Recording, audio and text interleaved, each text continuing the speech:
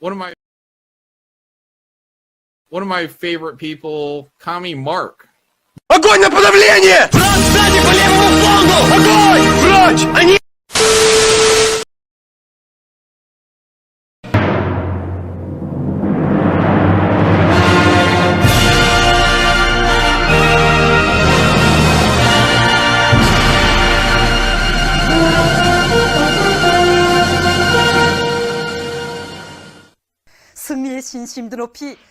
Greetings, comrades, and welcome to Best Korea TV News. Today is yet another awesome day here in Best Korea as the infamous Western comic book writer who calls himself the Gay Space Jesus announces new book The Adventures of Kim Il-sung in Best Korea. The book is controversial in the West as using real undoctored photographs it details the true historical outcome of the Korean War, our total dominant victory over the imperialist American dogs. Writer Commie Mark, the creator of Not Daredevil, seen here on YouTube show Gay Space Communism, has come under fire from the bourgeoisie capitalists for daring to speak the truth about how awesome everything is here in Best Korea with this tell-all 30-plus page comic. And how the eternal leader and all-round nice guy Kim Il-sung is actually magic, and the rightful ruler of all of Korea. To celebrate such a momentous occasion in the history of Best Korea, almighty leader Kim Il-sung has moved the heavens and the earth to declare the month of February will be extended by 1 day. To celebrate the genius and bravery demonstrated in honoring my grandfather and the mighty Kim dynasty, we the people of Best Korea herefore and henceforth recognize February the 29th as Commie Mark Day. Street parties are expected throughout the streets of Pyongyang as the Indiegogo campaign launches at midnight February the 29th. The comic will be available in 2 formats in both standard US and the more traditional Korean manga style for the low price of just 10,800 North Korean won, $12. Check out the Indiegogo campaign for more details. 위대한 김정은 동지를 영도의 중심, 단결의 중심으로 높이 받들어 모시자. 위대한 김일성 조국 김정일 장군님의 나라를 김정은 동지 따라 만방에 빛내이자.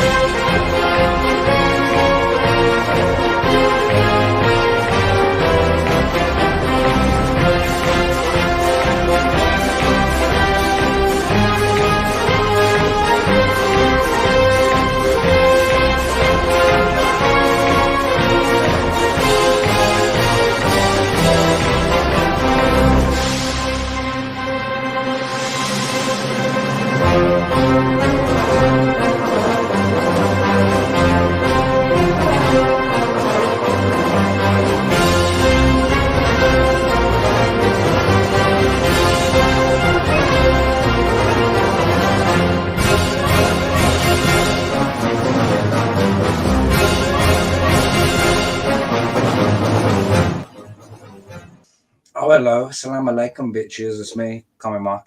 This week we're doing like a whole kangaroo court of public opinion communist show trial thing, like, and we're gonna decide once and for all whether Piers Morgan should be whether he should be covering his ass in jail instead of in the British press. Like, questions have resurfaced about Piers Morgan and phone hacking. Like, they were. It's some time ago. Whatever. We're going to decide whether he's going to the gulag or whether he's going to the guillotine. So let's just get into it. First of all, let's bring on the Secretary of the Revolution, the courtroom stenographer. Is Stanislaus Jan. Hello, comrade. Hello, comrade. I'm okay. How are you? Oh, not too bad. Like, it's nice to have you back. Like, it's to misquote a song. It's been a long time. I shouldn't have left you without a dope beat to step two. Step two. Step two. Yes, there's been lots going on with everything.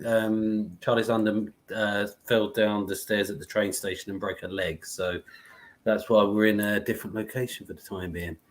Yeah, it's been like about 6 weeks, I think, since you was last on the show. Like, I think it might be even as long ago as the Alexander Adams interview. Like, I believe it was.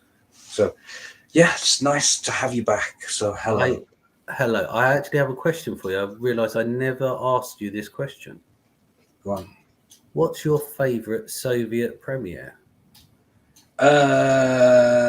Lenin is the answer. Like, they get progressively less impressive, like, from that point on. Do you have a favorite? I would probably say Brezhnev, because purely down to the fact that he got so angry once, he said, "I will crush you," and threatened to blow everybody up just because somebody said something which annoyed him. Well, that's pretty based, I guess. We'll check in with the bots in the chat before we get on, like, the rest of the guests. Terrier Comics is here. He says, "Down with the Royals, vive la Republique." Yeah, and send Piers to the gulag. Twat. I agree. Shifter says, "Can we please buy the Commie or watch?" Yeah, it's Jan's fault that we was late. Like, because he's, broadcasting from the bourgeois summer house. Like, yes.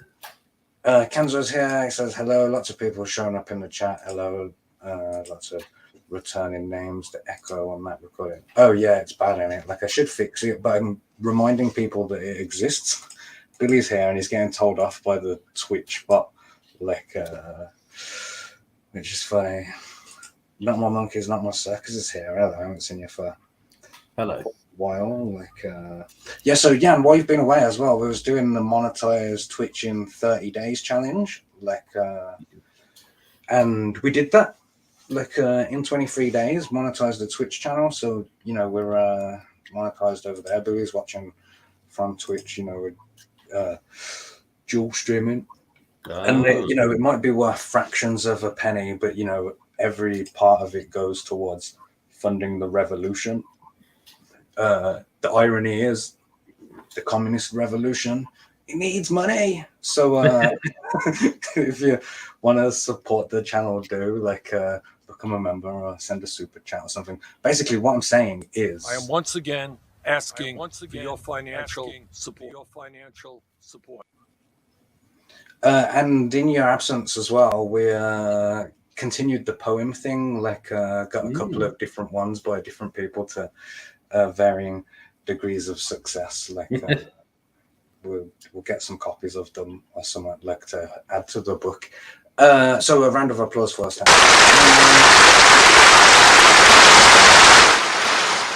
Thank you, sir.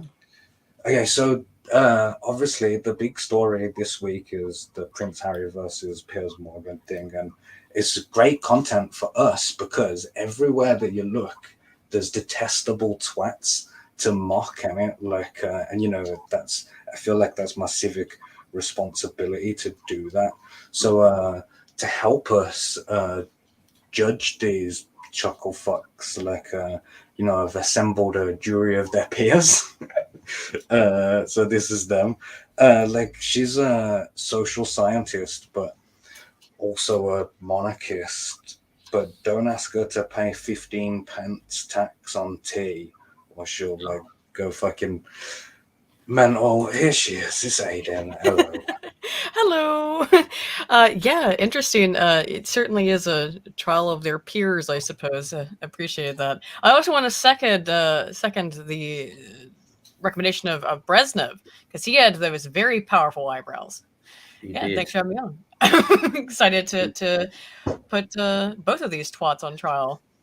In the last year, like I have developed a warmer relationship to Gorbachev, because in our like Pathfinder game that we do, like I have this magical item called the Gorb, and it's like a magic 8-ball, but it's got like Gorbachev inside, like and it's a powerful tool and weapon and stuff. He had that large birthmark on his head. You can shake him up and the birthmark will tell you the answer to things. All right, so again, a round of applause.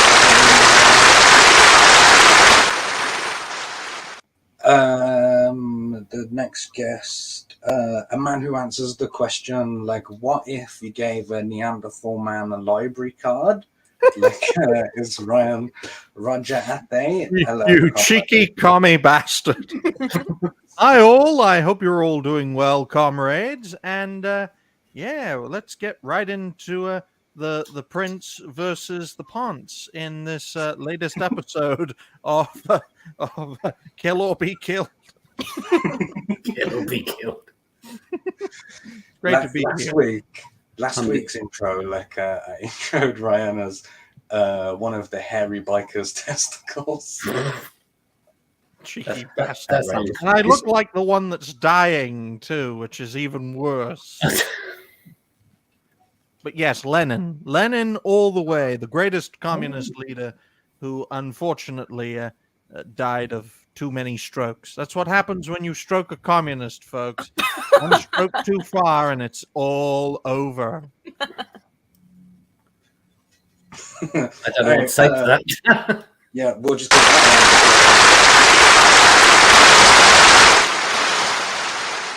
All right, the segue that I wrote for the next intro doesn't work anymore. Like it's too far gone. So here's True Pop as well. Hello, how are you? Hello there, everyone. Yes, the Polish guy is back, who isn't particularly a fan of communism, but yeah, I'm back anyway. I can't imagine why. I guess you guys are I guess you guys are fun to talk to. So yeah, and yeah, I'm True Pop Culture 7, memer and pop culture critic, here to laugh and think about the entertainment industry. Yeah, let's have a kangaroo court for these two. It's going to be great because it's just pure dickheads everywhere. Like, it's going to be a lot of fun. And True Pop, this is apologies. Hi, Charlie. How you doing? Everything okay? She's got her legs a mixture of yellow, red, and purple colours. Keep your legs up, Charlie. Yeah, and I've got pins and a plate in it as well, so it's not great. Damn.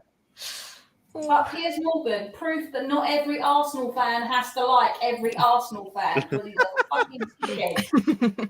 Arsenal, it does have the word arse in it.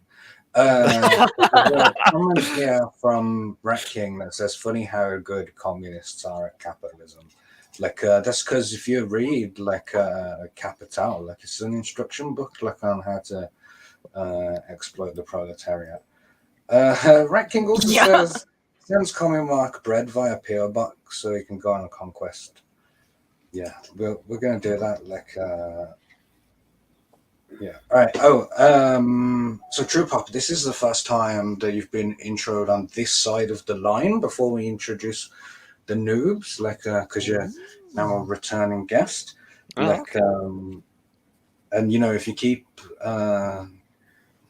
come on again, and maybe I'll give you like a minister position. Like that's a thing. Like right. So Jan is the secretary of the revolution, and I'm thinking about making Ryan the minister for prostate exams or something.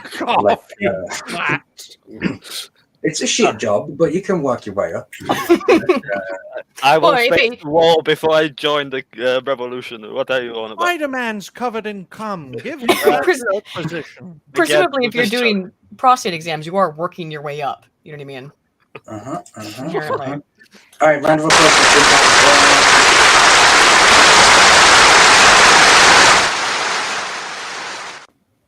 All right, so there's just one noob to introduce this week, and he's a YouTuber who does like commentary on big muscly men in their pants doing a homoerotic ballet soap opera. It's not Dave, it's Danny Damage. Hello, I'm talking about wrestling. If anyone didn't get that, like I thought it was pretty obvious. Hello, good evening. Hi everyone. Hi, thanks for having me. Oh, you're We're welcome. here to discuss. We're here to discuss what's best: a kick in the balls or a punch in the cock.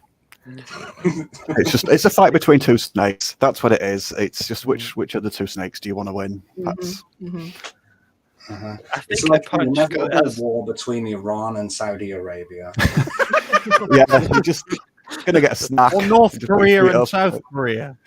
No, hang on. I think a kick would be less painful because it's like less surface or more surface area, so the pressure is like spread out more. I think a punch is like more. You see the reasoning I'm here. Yeah. There is none though, because you're gonna sustain the same damage either way. The punch to the cock is also going to hit you in the balls, and the kick in the balls is also going to hurt your cock. So it's the same thing, just packaged differently. True. I don't know if some kind of biology expert might help me with that and pressure distribution. Unfortunately, mathematically I'm a calculate. psychology expert, but it is going to hit the package differently. That's true. Yeah. True Pop Culture 7 is the ball expert here. It's still going to hurt either way. I've got a comment from a random person on Twitch that I just want to address. Like it says, you're fans of the North Korean leader. I'm certainly not. I have a comic book about the founding of North Korea. It's like a satirical alt history thing. Like no, it's very, very sincere. Best Korea. Yeah, I mean, it's got Best Korea like in the title. He's got a North Korean on the panel, folks. I just have to take my glasses off and I fit right in. Hello. It's a different person. Danny, this is your first time on the show, and every time that a guest comes on for the first time, the noobs they have to go through this question first. Are you a member of the Communist Party? Or have you ever been a member of the Communist Party? Only when I sided with the Soviets in Command and Conquer Red Alert. Oh yeah, but they were the coolest, weren't they? Like they had some good tech. No. The Germans had the coolest outfits. Okay, and Jesus Christ, True Pop Culture. Don't show us your colors too early. I at least backed up Japan because I can look like them. I'm sorry. Tim Curry is just so amazing. Yeah. Like you can't beat it. And it's got Gina Carano in as well. Yeah. Like that's from. True. But then again, the Germans had like fashion brands. I can't remember what coats. Hugo Boss. Hugo Boss, yes, and they had BMWs on their side and Porsche. Audi. You can't deny the Nazi drip. I would say. Exactly. You were defending Germans, but not Soviets. That sounds like a bit of double standards to me. So last year, for Pride, we did a Pride episode, and what I did was found every company that I could find that was doing a Pride virtue signal. Let's say, look, Mercedes are doing this, and then cut to. This is when they made cars for the Nazis. Ford is doing this. This is when they used slave labor in the concentration camp. This is when Johnson & Johnson poisoned black people. such hypocrites. Like that's that's hilarious. Oh no, big corporations would just go on the internet and tell lies? No way! Has anyone noticed they've been kind of more so relaxed with the Pride logo stuff? Like it's not as like bombastic as After the Bud usual. Light, yeah, they've been This good year on has set a new record level, whatever. Interesting. But Say no to tranny demons, folks. But the thing is, it's Bud Light. Who drinks beer? Old freaking conservatives, right wings who right, have a exactly. beer belly. It's like the Exactly. worst. It's the worst thing to do. Like anything else, but not. Yeah, that. Yan, stop drinking your pissy beer, Yan. Yan province. That's what I'm calling you now. What do you have? Punk IPA. I can't believe that I like IPA Brewdog a lot. joke hasn't come up before. Brewdog does a what do you call it? Advent calendar that I got. And then you can actually buy it you can buy it after Christmas, so for like 50% off if you want to try all their flavors of liquors. That's just a pro tip. They do it every year. You're drinking estrogen, Yan province. Not good for you. Well, I am actually. Mark's gonna probably throw me in a river. As Secretary of State, I am actually a shareholder in Brewdog, so I think I have to declare that. Oh shit! You'll have I cement quite too. like Brewdog, so no shame there. All right. Let's fucking get into it. So the first question I'll guess is like, has anyone actually been following this story or not? Like, because I mean, it doesn't matter if you haven't, because I'm gonna like outline here and there, to you now, bits and pieces. I know Piers Morgan was an X Factor judge one day. He was crazy about the whole lockdown stuff. He was absolutely insane on that. I know he's also been on like show. Weirdly enough, after those two pieces of information, he's also been on Ben Shapiro's show. He had an interview with Trump, so he can be somewhat reasonable sometimes.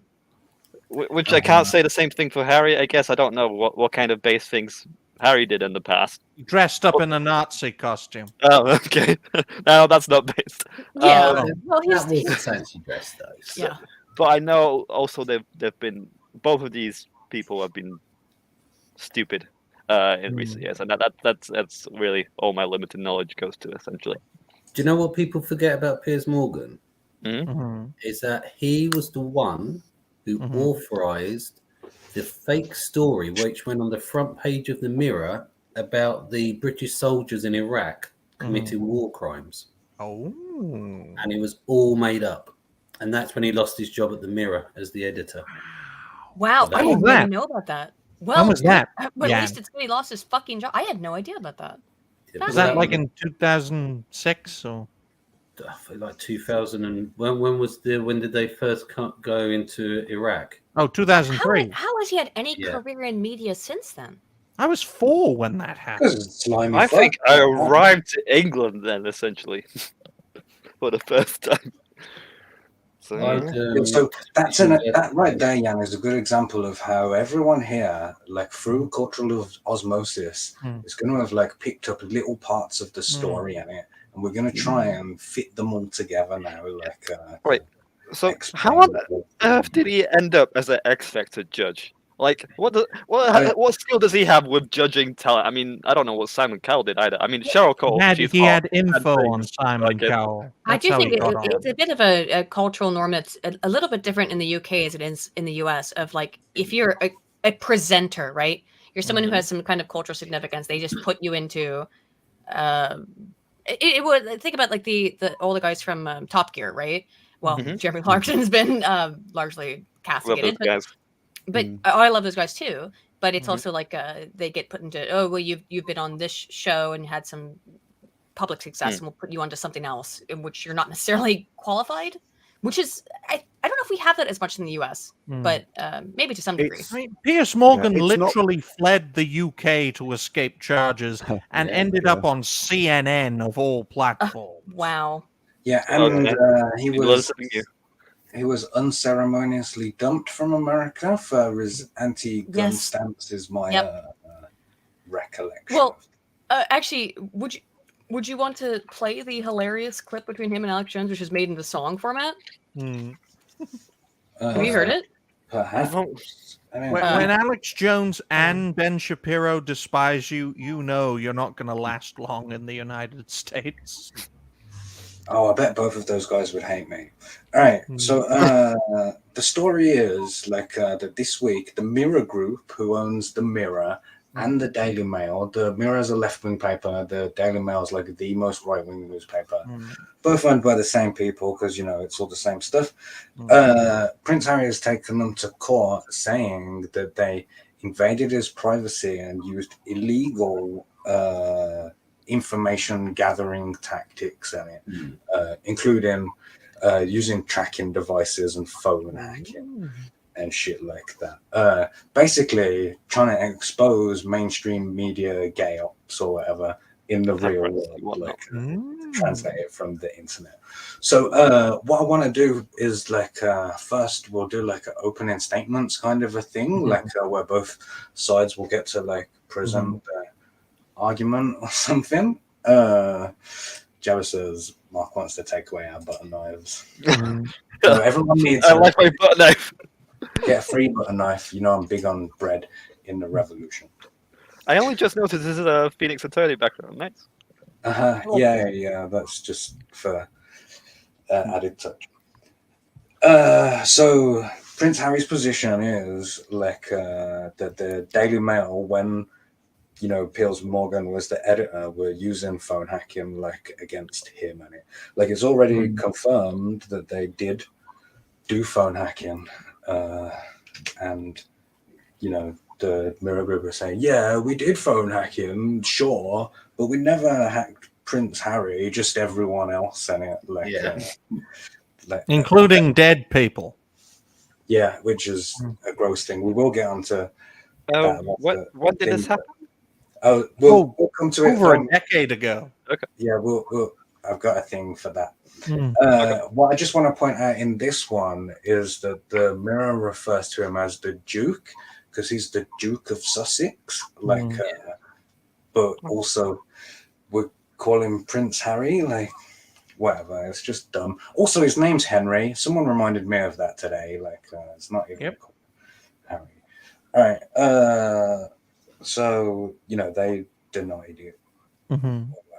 So yeah, the question of what is phone hacking, to answer that question, I'm gonna bring on the first witness, to explain it to us. And that's gonna be BBC reporter Tom Simmons.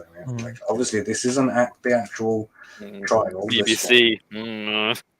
But you know, this is one of my witnesses that I've brought in to. Right, here, this guy's going to explain what phone hacking is.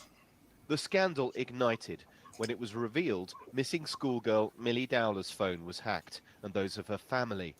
When a News of the World photographer captured her parents privately tracing their daughter's last steps along this road, they asked themselves a question familiar to many hacking victims. How did the paper know?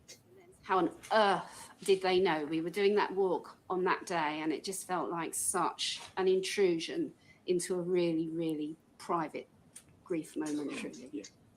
However, Millie Dowler wasn't the only murder victim targeted by the paper's hackers. Yeah, so they don't say it in this clip, but when Millie Dowler was missing, the next day or the day after or whatever, her parents still had hope that she was alive because somebody had read her voicemails and it, you know, they thought that she'd access to them or whatever. Oh God.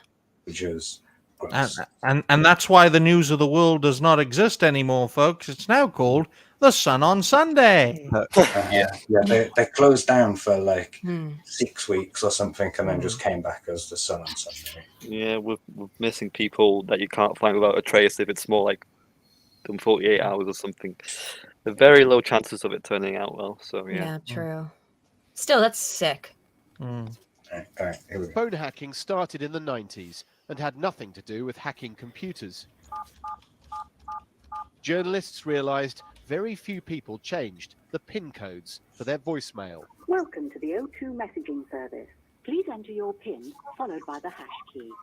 So they guessed the codes and listened in to the personal secrets of the royals, the famous, the powerful, and many who are none of these. In 2006, police raided this office in South London, and inside they found a massive haul of evidence indicating phone hacking on an industrial scale, because this is the former office of Glenn Mulcair. He was very organised. I just feel like I should break it to say something, like, 'cause it's a bit of a long. He set out his strategy on whiteboards. At the height of the conspiracy, hundreds of hacking calls a month were being made from this office or News of the World phones.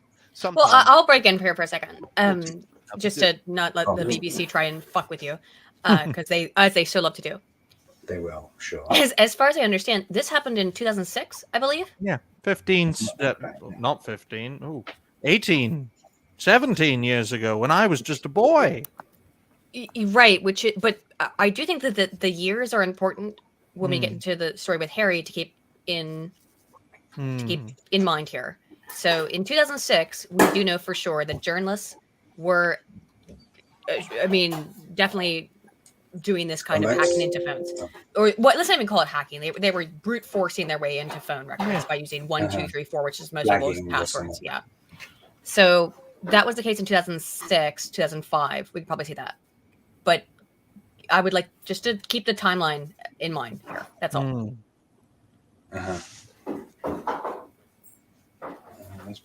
Do it. Hello. Good afternoon. Is it? Yeah. Hello, it's Glenn. Glenn, how are you? Hello, mate. Just a very quick one. Voicemail reset on Gordon Taylor, and it's got Tottenham-related issues on there. Great stuff. Is the same number? Same number. Do not delete anything. Yeah. So, like, it was so publicly done that the people doing it were just explaining, like, to other journalists how to do it, even just delivering a phone number to them and saying, oh, go and listen to this message, like there's a juicy one for you or whatever. So that was definitely going on, like that was proved in the Everson inquiry or whatever. I'm not sure if I'd classify that as hacking, because you're like guessing the number instead of the lock. Maybe hijacking or something. I don't know. Hacking, I picture, I don't know, some dweeb. It was 2006, True. Yeah. Advanced stuff. That's why you don't hear so much about phone hacking today, because, well, they're not brute forcing things. And so much do people even leave voicemails? Like, I get some voicemails. Well, occasionally I'll get voicemails, but only from my parents. They're the ones who leave me voicemails. Nobody else does. Or like doctor's appointments and stuff, but that's about it. Yeah, because that's literally hacking. Yeah, I agree. Like, because they're overriding the security, regardless of what the code is. They're overriding the security of that piece of equipment. True. I think it could be defined as such. So let's just say it's hacking. Can I just interrupt a second? I'm off camera, but in the old days, there used to be when you wanted to make a call for free. When you used to have to pay for your calls, like so many pence a minute. Yeah. You used to be able to find someone voicemail. Totally like robot. It was a hack that a couple of the mobile phone companies used to not realise you could do, and when they actually realised you could do it, they started to block it. So it's essentially what they've done. They found a way directly into somebody's voicemail to call the actual message centre number. That's just my, totally illegal. This is a cool story I've ever heard in my entire life. That's insane. Can I hear it again? Do you have time? Sorry. Jabba says, during the war, Charlie's London. Not my monk is not my circuit, says Harry is a pussy. Right. So at the time, like we mentioned earlier, the News of the World got shut down like over the whole thing, but the rest of the media basically got off, even though it was like an institutional problem, like across the world. So before we get Piers Morgan on the stand to defend himself, I want to take a moment to try and understand like Prince Harry's psychology, like in the position that is coming to this from. So the next witness I'd like to call is Sigmund Freud. Like, Oh, nice. Almost like whose mother does Harry want to do it with? Well, you see that you're right on the money there, because I think it is fair to suggest that Prince Harry should have like a logical vendetta against the media because they killed his mother in it.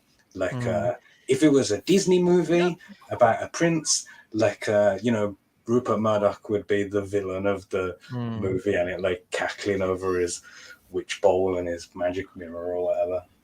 But that would just be the start of the picture with the death of Diana, because they've just been relentless with him since. So if this was to be a Disney film, the Diana part, worst part, I don't think. Well, it'd be the traumatic part at the beginning, but it wouldn't be the end of the annoyance, because the journalists have just been relentless. And perhaps like Murdoch wants history to repeat itself. I wouldn't go that far, but it's a lot of okay. So, where do you start with this? I agree. It makes sense why Harry is very why he has much animus towards the media because of the way they treated his mother.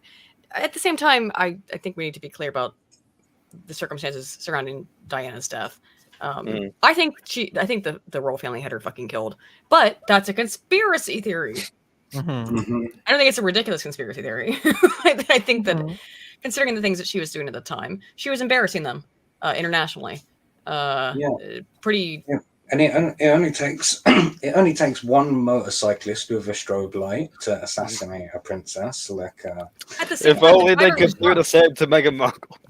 At the same time, the driver was demonstrably toasted out of his fucking mind.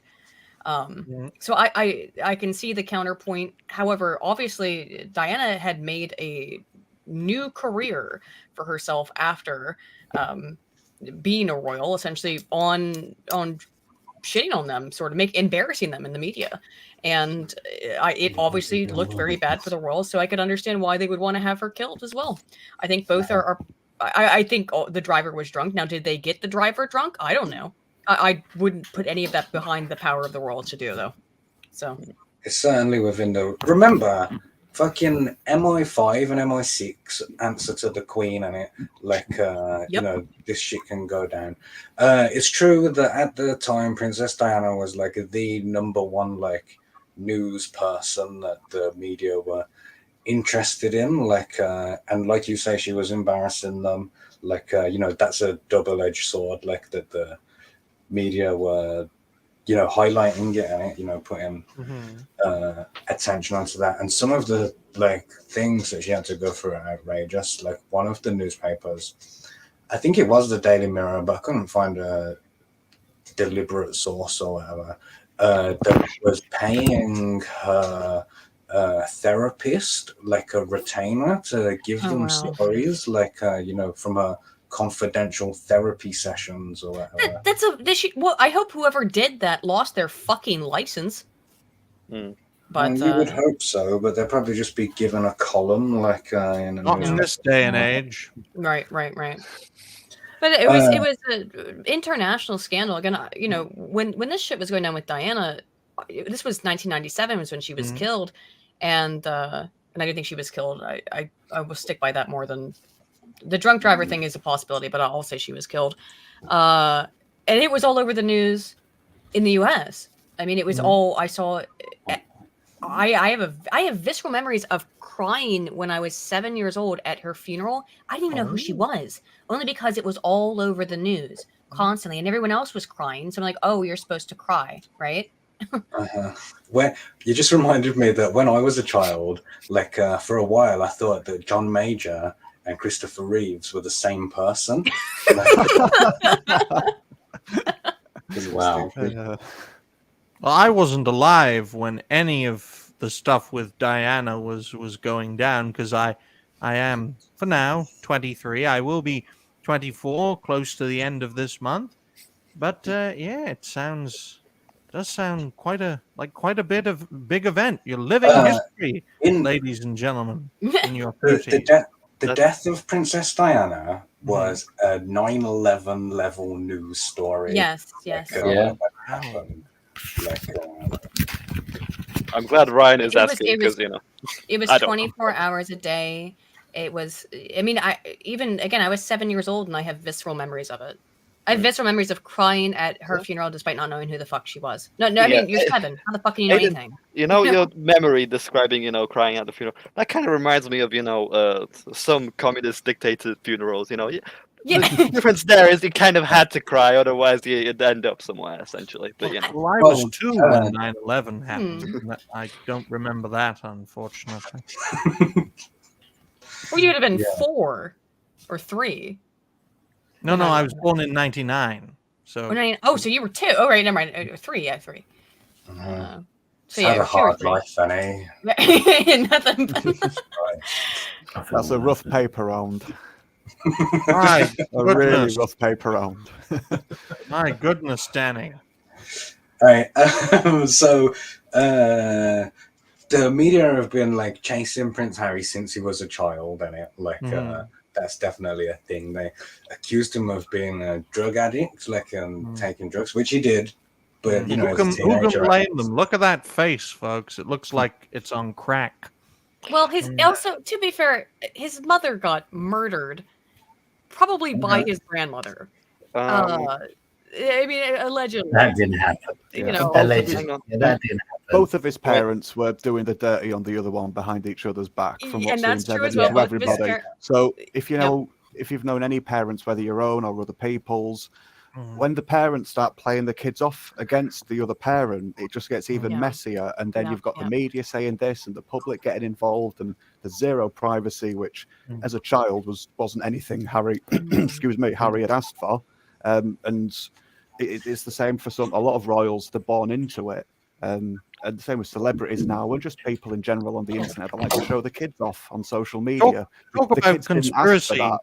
The kids didn't ask for that, but it's just been forced upon them. So it's something he's had to endure for so long. But then once he's become his own person, he has had the ability to turn around and say, no, I don't want this, which is apparently what he has said. But what his mouth is doing is not the same as what his body does. Yeah. If you talk about conspiracy theories, ladies and gentlemen, this Henry, he's not a royal. He is a bastard son. I was about to just say that there is a theory there that he might not be related, essentially, because he's ginger hair.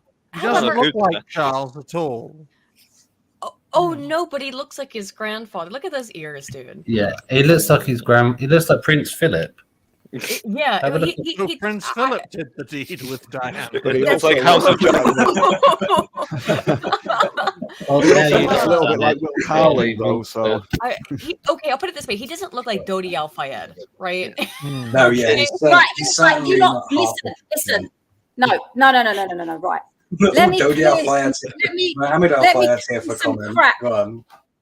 Let me clear some crap up here.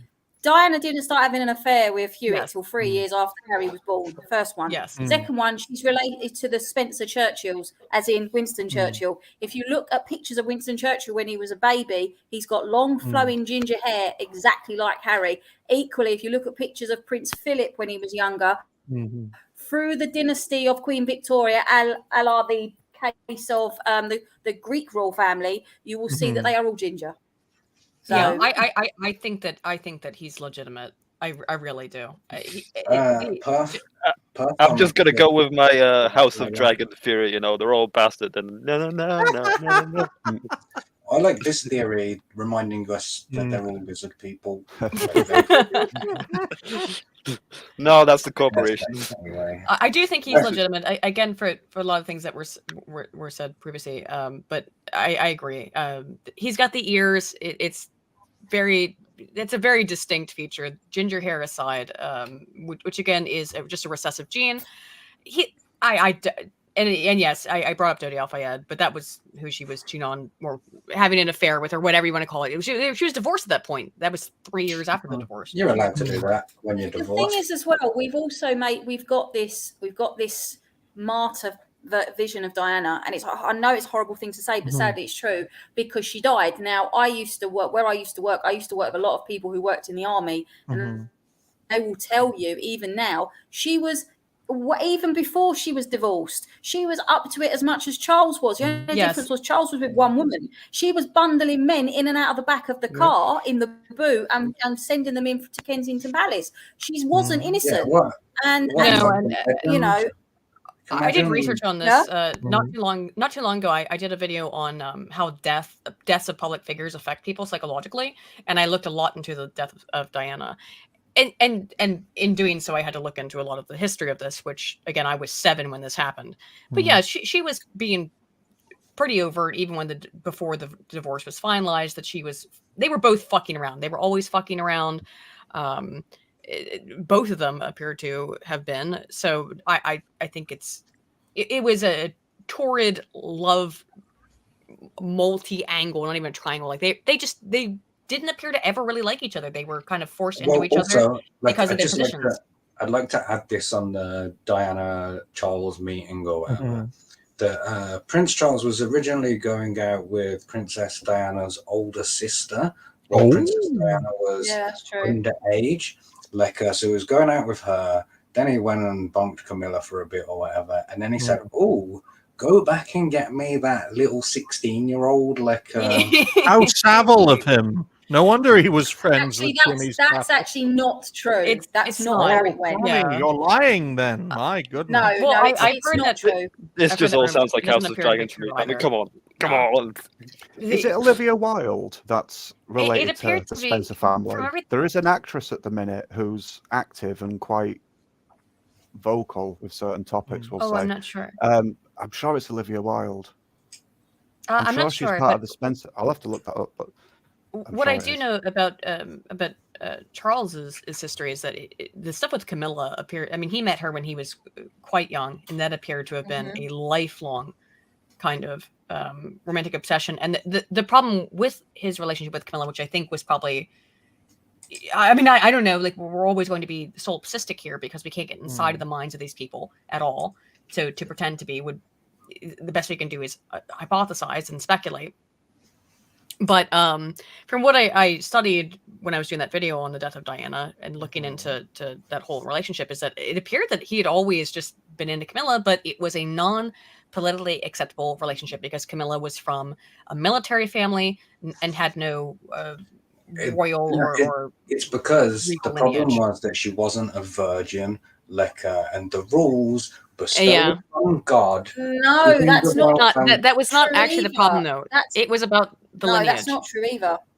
It's also to do with the fact that his great grandfather Edward VII is meant to have had Camilla's grandmother as a mistress, so they weren't sure if they were directly related. Yeah. I did hear. I do remember hearing that now. Yes. Okay. Yeah. So it's not. Also, the reason why Diana was chosen for Charles was actually because she was related to all 4 of Henry VIII's English wives and Winston Churchill.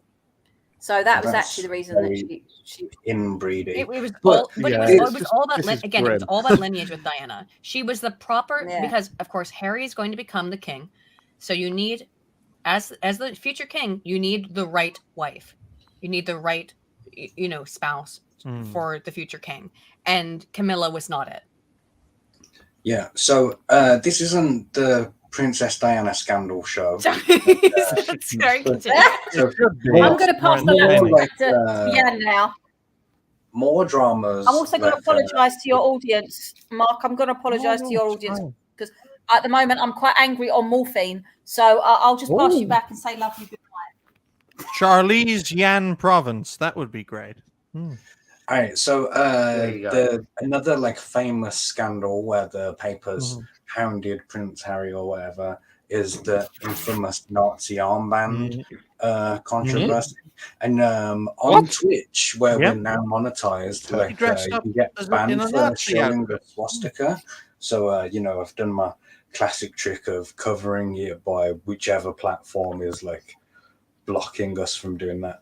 So and he now claims that Kate Middleton and Prince William got him to do that, which seems like bullshit to me. I'm so sorry. I had to go to the bathroom, but I realized I think I said Harry when I meant Philip. My bad. Let's continue. I think you meant Charles.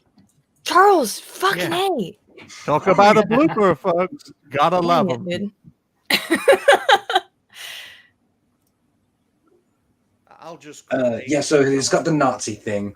Then they did like a whole Britney Spears drama with him. You know, like that thing where they hound someone until they say "fuck off," and then they're like, "Ah, look at him, he's deranged." Like, Oh yeah. They've done a classic one of those. Leave Britney alone. Paparazzi, they're the scum of the earth, to be honest. Like, if someone's pushing a camera right in front of your face just simply for being popular, I accept you're gonna get angry, you're gonna smash a camera, and there's journalists like defending them, like, oh, it's their job, blah blah blah. How about you do your job less, I don't know, obnoxiously? It's stupid. And how old was he at this point? I want to say 19 or something. He's out clubbing, so it's got to be over 18. Like, Yeah, but Prince doing out clubbing. Trying to live some kind of life outside of the cloister. Yeah. For a while, he was so far away from the throne. I think he just like hung up the idea of ever being the king and was like, I'm just going to live my normal life the best that I can. So he went out, got pissed, was silly, did drugs, listened to some of his mates, maybe his family members, and dressed up as Hitler for Halloween or whatever it was. And just thought, it's not going to come back on me because I'm never going to be king because my dad and my brother are going to be there first. But he's just, like I said earlier, he's just a daft lad when he was younger, like a lot of us are. But he's just had a camera stuck in his face because of his family. And that's not me being like, excuse him for anything. I'm just trying to be fair and see where the start of his anger and frustration. No, I think that's a very like good assessment of like the situation. And when he announced they were stepping away from royal duties, like for a few seconds, like I had some respect for him until then I saw like all the benefits and stuff. Like if him and Meghan were going to live in a basement flat in New York and use ironing board as a table, like and live like steptoe and son or whatever. Well, which of course they were never going to do, but at least get out of the media highlight. And yeah, right. He is correct in terms of the title of his book, is that he was the spare. William was, of course, always going to be heir apparent. So it was. This is not new. It's very often very frequent throughout history for the spare to be a little bit more. What's the correct term? Rambunctious, reckless than the actual heir apparent. I think we have a good picture of his mental state right now. And so what they did next is, what we do to all young men with mental problems. We sent him to Afghanistan. That's great. Oh, that's great. Oh, That's did you mention? Sorry, I think you missed his rehab. He had a very, very, very short stint in rehab, which I think he turned up for an hour or two and went, "That'll do," and then he left. Yeah, that was it. That was his attempt at rehab. Sorry, I didn't mean to derail. I just thought that was interesting. How, no responsibility whatsoever and wasn't held accountable. Also about his book, every time I enter the bookstore, I'd just go with my sibling, and every time I grab the book, and he'd ask for some, like, I don't suppose you have a spare, kind of like essentially. It's great seeing his reaction. So he killed 25 Taliban fighters in Afghanistan. Allegedly. From, I don't know, the safety of his helicopter. Right. Drone strike. Yeah, so he's a killer. So Meghan Markle married a killer. Allegedly, yeah. I mean, that's what he bragged about. Yeah. We know that he killed 25 Taliban fighters, but we have no idea how many innocent villagers he killed. Those target practice. 25 6-year-old Taliban extremists. I'm sure that's a bullshit number. You don't keep track in war. You don't. How would you? No, I've heard that some people do, but no.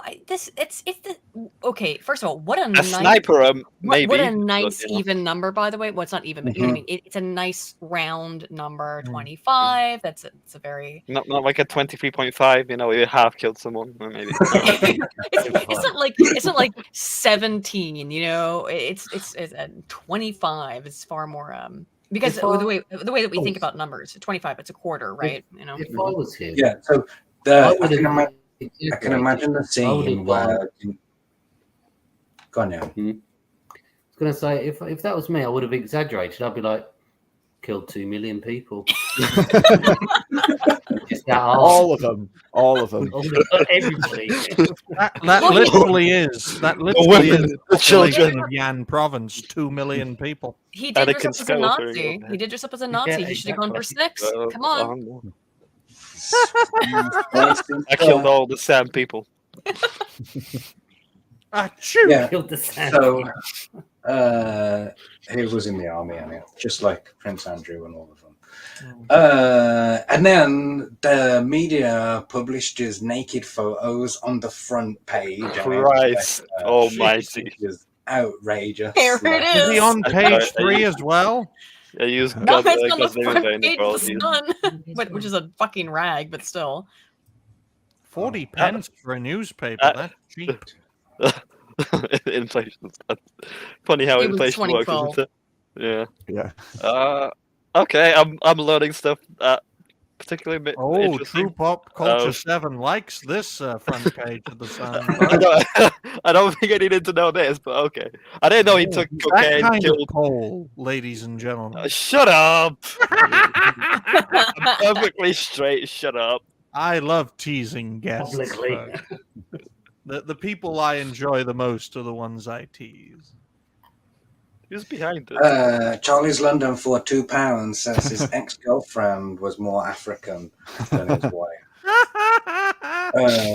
Africa comes up again in this story. Vegas, baby. Yeah, this is taken in Vegas. And you know how it is when you're in the army. You just go around shagging and stuff. Someone took a naked photo and sold it. Like, you know, that's not going to be good for your like sense of trust of other humans and stuff. And it's a souvenir edition too, so it's supposed to be kept. It is so. Oh, Okay, this is just such a bizarre thing that occurs with royals versus other forms of celebrity, right? With royals, you're born into a celebrity. The media is focused on you from the second that you're fucking born. Particularly the UK media. We don't have anything like this in the US because we don't have a monarchy, of course.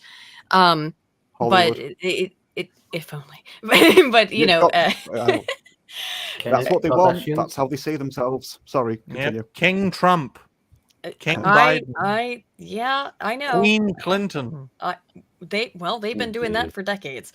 But it is a particular unique thing, I think, to UK tabloid media of focusing so much on the royals in this way. I remember the first time I went to a hair salon in the UK, like right after I got here, just had like my hair cut, and it's just everything is just like, oh, this like just random fucking gossip about the royals, and it was nothing. And I'm just reading it because I'm getting my hair cut. Like, what the fuck? I don't care about any of this. It was just years ago before any of this happened. You know, like 3 years ago. But so it's obviously complicated. But could you also like? So you're put into a weird position of you want to rebel because you're a young person. You want to rebel as all young people want to do, but you really can't. And if you do, well, then you're going to get this shit published on you, you know? You pay the price. Yeah. You should set an example as the royal. No matter your age. This is exactly why I called Sigmund Freud up, like, as a witness. A psychological analysis. Because, you know, I do sympathize with his position. Like, you know, that he didn't choose to be there. Like, wanted to shag his mum. Oh, sorry, you mean Harry. I thought you meant Freud. Sorry. That's why he married Meghan Markle, because she cosplays as Diana. Well, yeah, so he's in that horrible mental state, and now he has Meghan to deal with on top. God. Biggest disaster. You know, I do empathize with him.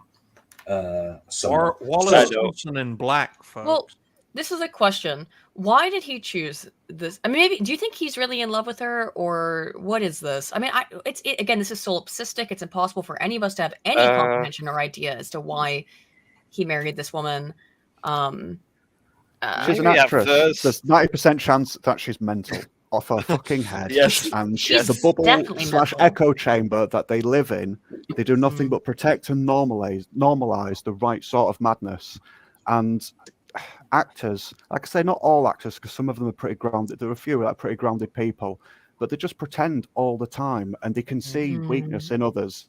And it doesn't take much to look at someone like Harry and see where his weak spots are, because it's been documented all of his life. Yes. So she has been what he thinks he needs, which is his mum again. And someone said that she's been emulated Diana, and she has gone through the motions with quite a lot of Diana. She's worn a lot of outfits that are very similar. I think you might be very right there, Danny. Yeah. All it's doing is the Sigmund Freud here. Well, yeah. But just bringing Sigmund Freud back to the stand. Yeah. All right, so actors are good at empathizing in a way, but not completely. They can just they can look and they can mimic, but they know the words, but they're not. They know the words, but not the music. Oh, so they get it right a lot of the time. But well put. They get it right a lot of the time, but not all the time. Like they had the high-speed car chase, quote unquote, a couple of weeks ago, and everyone that spoke about it was like high-speed car chase in New York. Heard about it. You can't walk somewhere for like 2 seconds before getting stopped. So if she just keeps taking him through the same motions, he's just going to keep thinking of his mum. He's going to cling on to her more, and she's just going to take him into her bosom and be like, "Oh, they're just after you again," and don't worry, I've got you. And it's pretty grim, to be fair. I agree with you, and I think that it probably is some.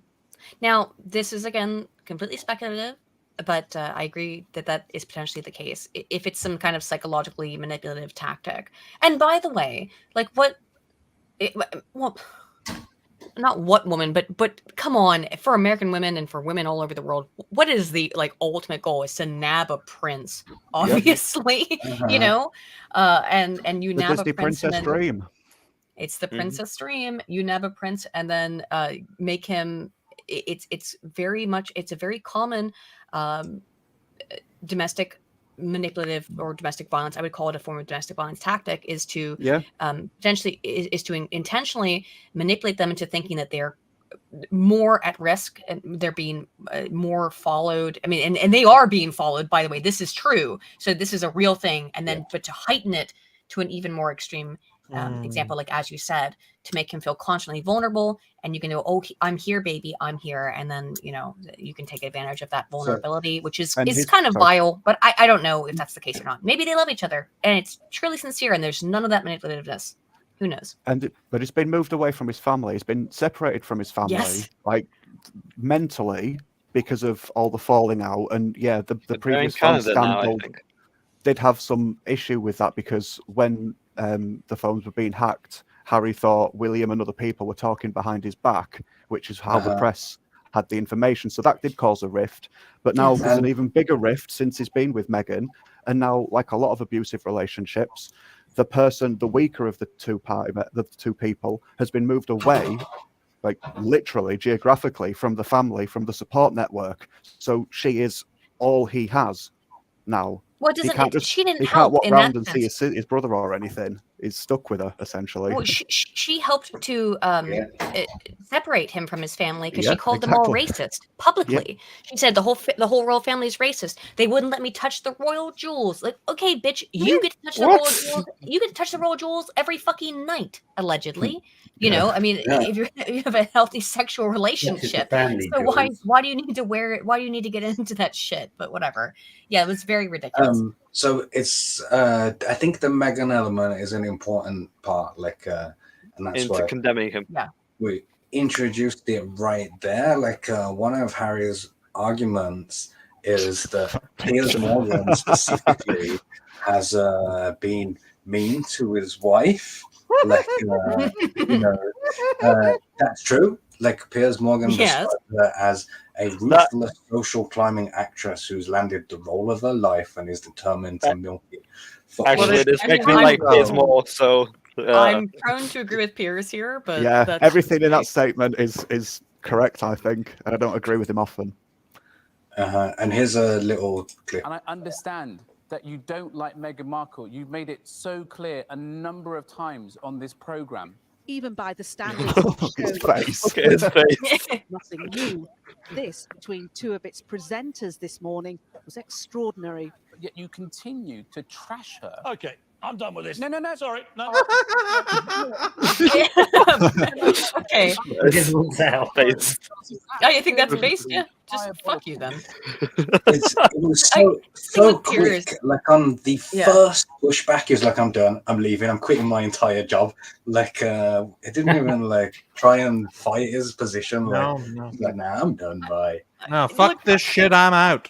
I don't like Piers Morgan. I think he's like a drama merchant. I think he is. He's a snake. Yeah, I think he's a snake. Yeah. But that was kind of based. I don't think it was based in reality. It looked based. Let's put it that way. I think he got offered a job with Talk TV. Yeah. This was Before before this. Talk TV Mhm. rose into prominence. Yeah. And Mhm. he was thinking about it, but then just after hearing this bullshit from this person of color, he was like, "Fuck this shit! I'm out of here. I want 100. my own show, my own rule."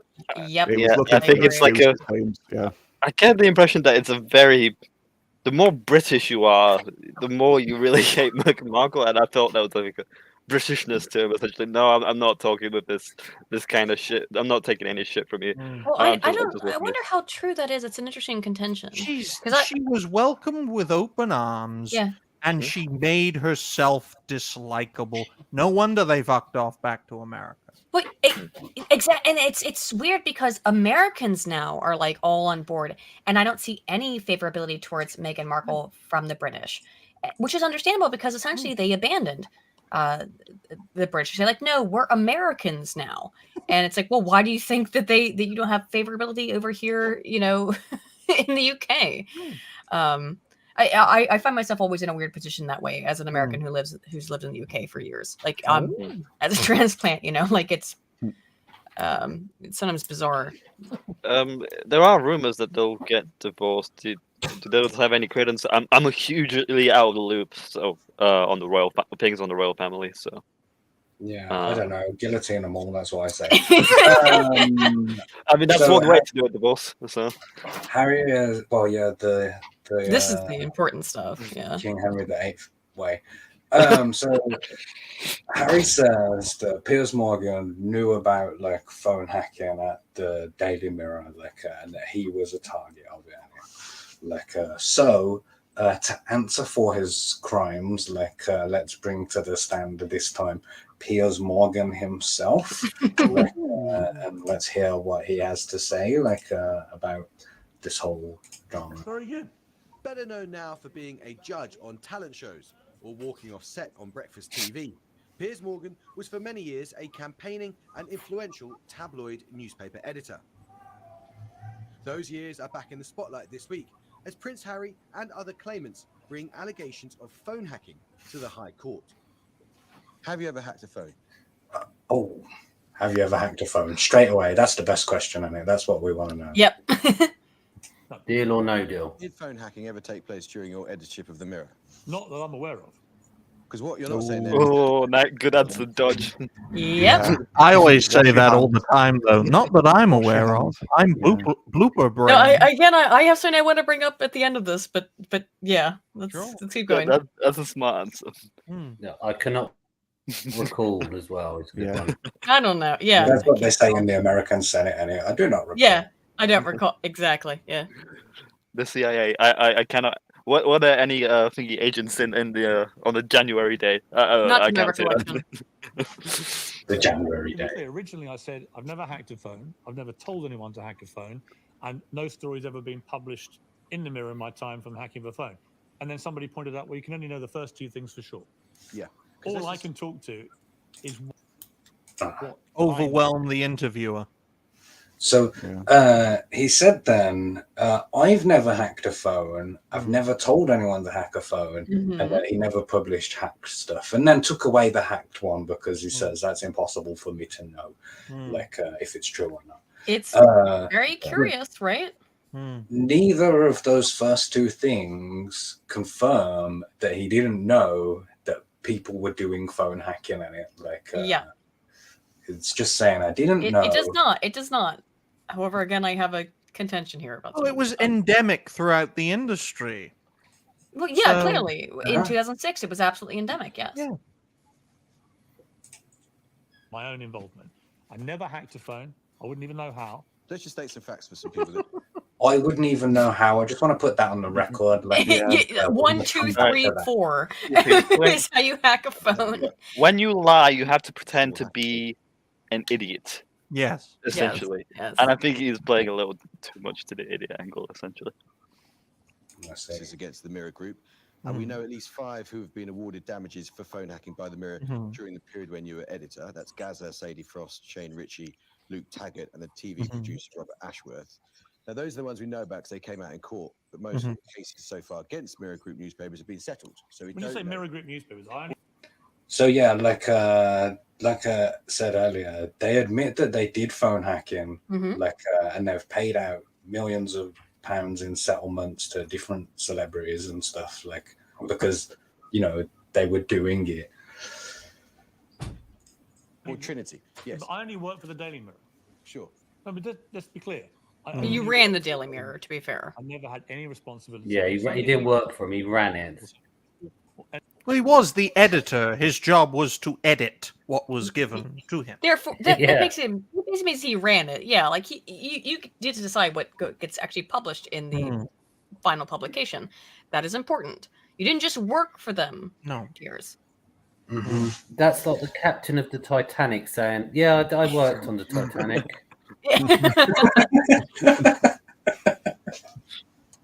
Any other titles? No responsibility at all. In 2015. Oh yeah, distancing himself from the other papers in the group, because I think that means that he knows shit going on at other papers and that's also gonna come out. And the Trinity Mirror Group apologized for historic phone hacking and said such behavior represented an unwarranted and unacceptable intrusion into people's lives. You must see. I hear what you're saying. Well, I about agree with this. that, by the way. Sure. I think phone hacking is completely wrong. It shouldn't have been happening. And it was lazy journalists being lazy. But there's evidence in it. See, I agree with what he said then, but I don't know if I believe him that. No, he's distancing himself. He didn't agree with it, though. You can agree with what he said, but he didn't agree with what he just said. He knew it was. He fucking knew it was going on, and he said to the person below him on the ladder, "Do whatever it takes to get the story. I just don't want to know the details." And as long as you've said that, everything that he's just said to this chap. Yeah, he doesn't have to. Just need to say any means necessary. Get me the results. It's a results-driven business industry. He doesn't have to know how this statement was found. By any and all means necessary. He's telling half truths here to this chap. Definitely, Danny. So he's been sly. I knew anything about any of it. I never told anybody to hack There's a really long pause there. He says, "There's no evidence." It says there's no evidence that I did anything. I never told anybody, and then pauses. I knew anything about any of it. I never told anybody to hack a phone. Hang on. I would disagree with that. That might be normative. I'm first and foremost a communication scholar. I think that might be normative. Pause to avoid a verbal filler, such as an or I never told anybody to hack a phone. That might have been what that was, but it is odd for the pause. He's sweating. Well, if I was however, this BBC show, I'd have cut it right there. What I'm saying is that he's a very, very well experienced TV presenter. So he might have been collecting his thoughts. And so instead of saying, he might have gone, might have. And when most of us might have said, or to fill in the gap, which is verbal filler, never told anybody to hack a phone. I don't think that's necessarily a damaging or damning. It's a Freudian slip, in my view.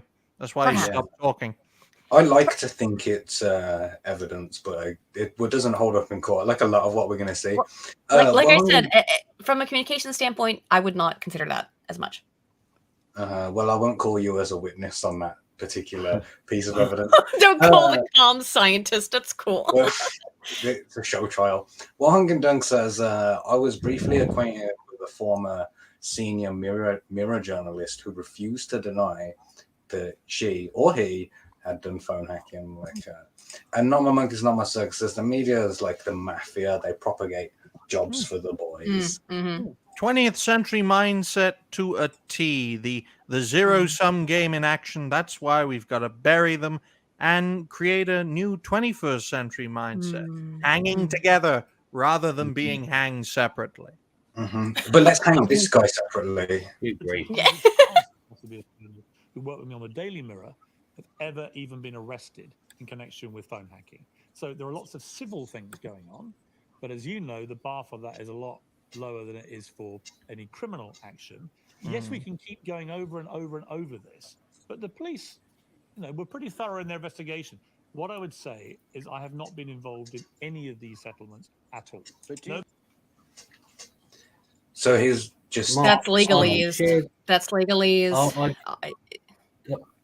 I've shared something, if you want to bring it up, which I think is what he's saying in a different way. I did not It's hit from her. the I did room. not, with nice Polish subtitles. Oh, hi, Yeah, I recognize that as well.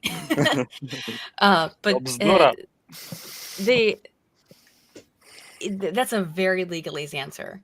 That's a very legalese answer. Yeah, to protect himself. Yes. They're saying, oh, well, the police didn't find nothing, so go away. Like something that the bad guy in Scooby-Doo would say, like at the start of the episode. Maybe on his deathbed, he'll I actually did those phone hackings. Kind of like, what's his name? That motorcycle, I can't remember, the gangster. I can't remember his name. That admitted to outright murdering someone. It wasn't self-defense. I can't remember the name. I can't think of the name on him. I can't. Yeah. Well, Kenneth Noy. Kenneth Noy? Eric Banner played him in the movie. Says it all. But does it stretch credulity for an editor as hands-on, as energetic, as intricately involved in the papers you were, to say this stuff was going on, but I didn't know about it? I didn't. So I don't care whether I did not. Or not. I can be certain about what... So, that's a point where I just don't believe him. Like when he says, I didn't know, and I don't care if you don't believe me. Yeah, curious. I don't care if you don't believe me. It's actually kind of again, from a communication scholarship perspective. Now that's a tell. That's what I would call a tell. And imagine if the next sentence that he says starts with, look, let me be honest. Yes, things like, yep, let me be honest, and I don't care if you don't believe me. These kinds of prefaces hang on. I want to also, let me be clear. Evaporates Obama style. But scholarship on understanding if people are lying or not is extremely non-consistent. But those are kind of telltales. They are They're not signs. They're signs, but don't take them don't take them as proof inherent. However, not great. Red flags, as they were. It's a red flag, yeah. Just because somebody is telling a lie doesn't mean that the polar opposite of what they said is the truth. Yes. It's more complicated than that. I'll just take some notes. The best lies are half-truths. Pardon? The best lies are half-truths. Yeah, they're the easiest ones to hide. Anything to contradict what I'm saying? Prince Harry, he's taking legal action against several tabloids. Oh, he said nobody has been able to produce evidence that contradicts what I'm saying. He's not saying that there is no evidence, just that nobody's been able to produce it. Newspaper groups. Fundamentally, there's no difference legal actions legally. Which concern claims about your record at the Mirror. Are you worried? No, not at all. Most people, Piers, would find that quite... No, it's not. You're a monkey's cunt. You're a monkey's cunt? So I was about to say. Can I just ask? Yeah. When was this video that we're watching now? When was this interview? Oh, it's done? recent. Very just last recently. couple- yeah. So, yeah, I can understand part of his frustration because if the matter appears to have been closed, if the matter appears to have been closed some time ago and now it's getting dug back up, you have to ask, why is it being dug back up now? Is it just like because with Jimmy Savile when in 2008 he was investigated, being dug up again? Yeah, I'll go into. I don't know if I have a good position or good place as to when I can get into some of my issues with this allegation, but let's listen to the interview first. I do like that Jimmy Savile has come up on this, Mark. It was the long-running thing, wasn't it, Mark? Back in the day. Yeah. Ryan brought up Jimmy Savile. Yeah, everyone knew. They heard the rumor. Yeah, but everyone knew. But back Red in the fucking day, flags all day, every day, and I'm seeing parallels with what Piers is stating. It's like he's bragging about the fact he's got away with it. There's no evidence there. Piers Morgan has been very vocally attacking of Schofield, like in the last couple of weeks, also saying, "Oh, everyone at ITV knew what was going on," and it's like, you worked at ITV and you walked off because someone didn't like your opinion about a princess. Like, everyone at the Daily Mirror knew what was going on with the phone hacking. You could make the same argument. Yeah. To dig up a Savile, sprinkle the Gary Glynn. 100 members of the public. Do you have any sympathy for Prince Harry when it comes to privacy now? Zero. This guy, he's got no time for his family. He comes all the way 5,000 miles, this eco warrior, to come and lecture the media once again about invasion of privacy and intrusion. Oh, what the fuck is this? Privacy in royal history. Holy fuck. Piers, it's the worst fucking argument you could possibly make. That's the worst argument you could possibly. Oh, Prince Harry is such a cunt. Yeah, we all know he's a cunt. But you don't have to. Like, why is this your argument? Throwing dirt on the opposition. Instead of making myself clean, let's make the opponent more dirty. Now, yeah, I only killed 10 people. He killed 20, so I'm 25 actually. 25. Fact check. Well, sorry, beg Piers your pardon. Stand here in the Ace Attorney, courtroom.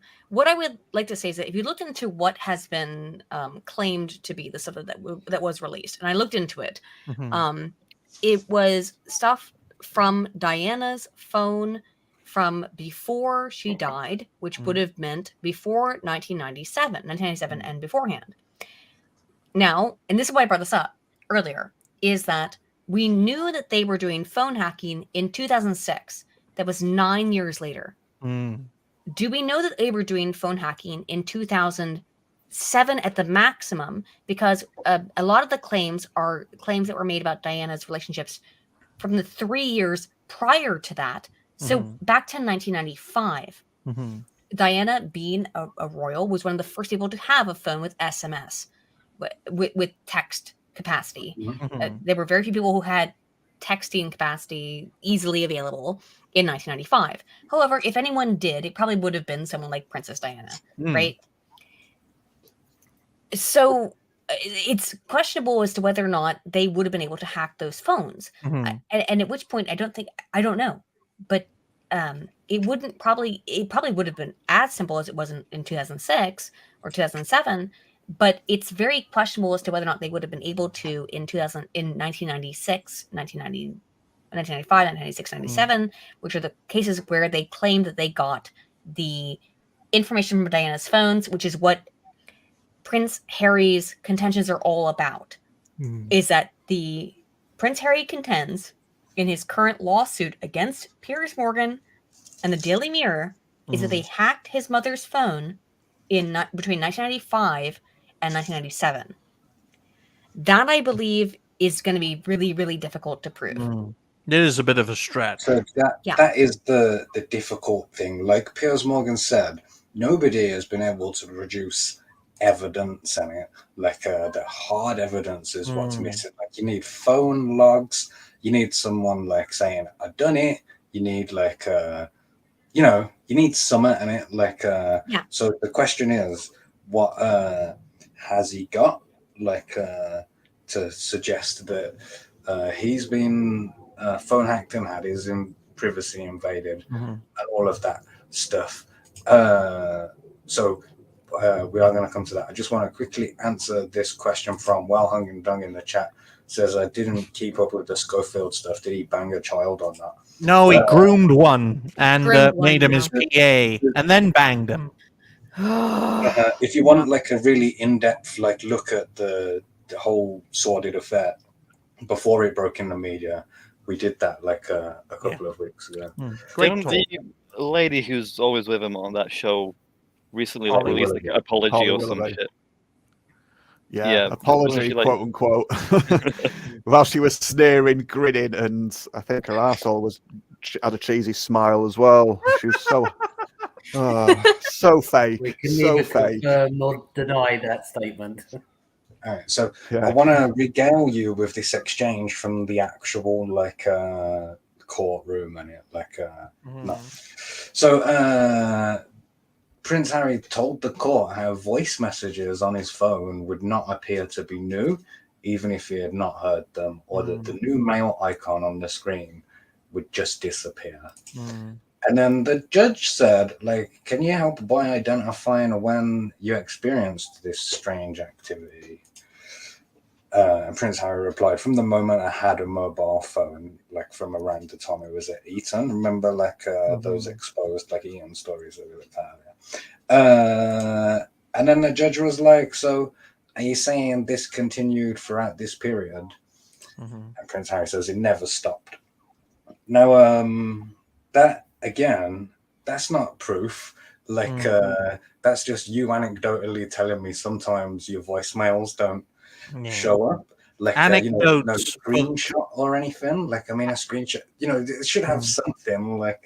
Well, anecdotes, unfortunately, are not solid grounds to make a legal case. Perhaps a case outside of the legal theater, especially when the anecdotes are universal. I do this with creators, as Kami is aware, through channel suppression.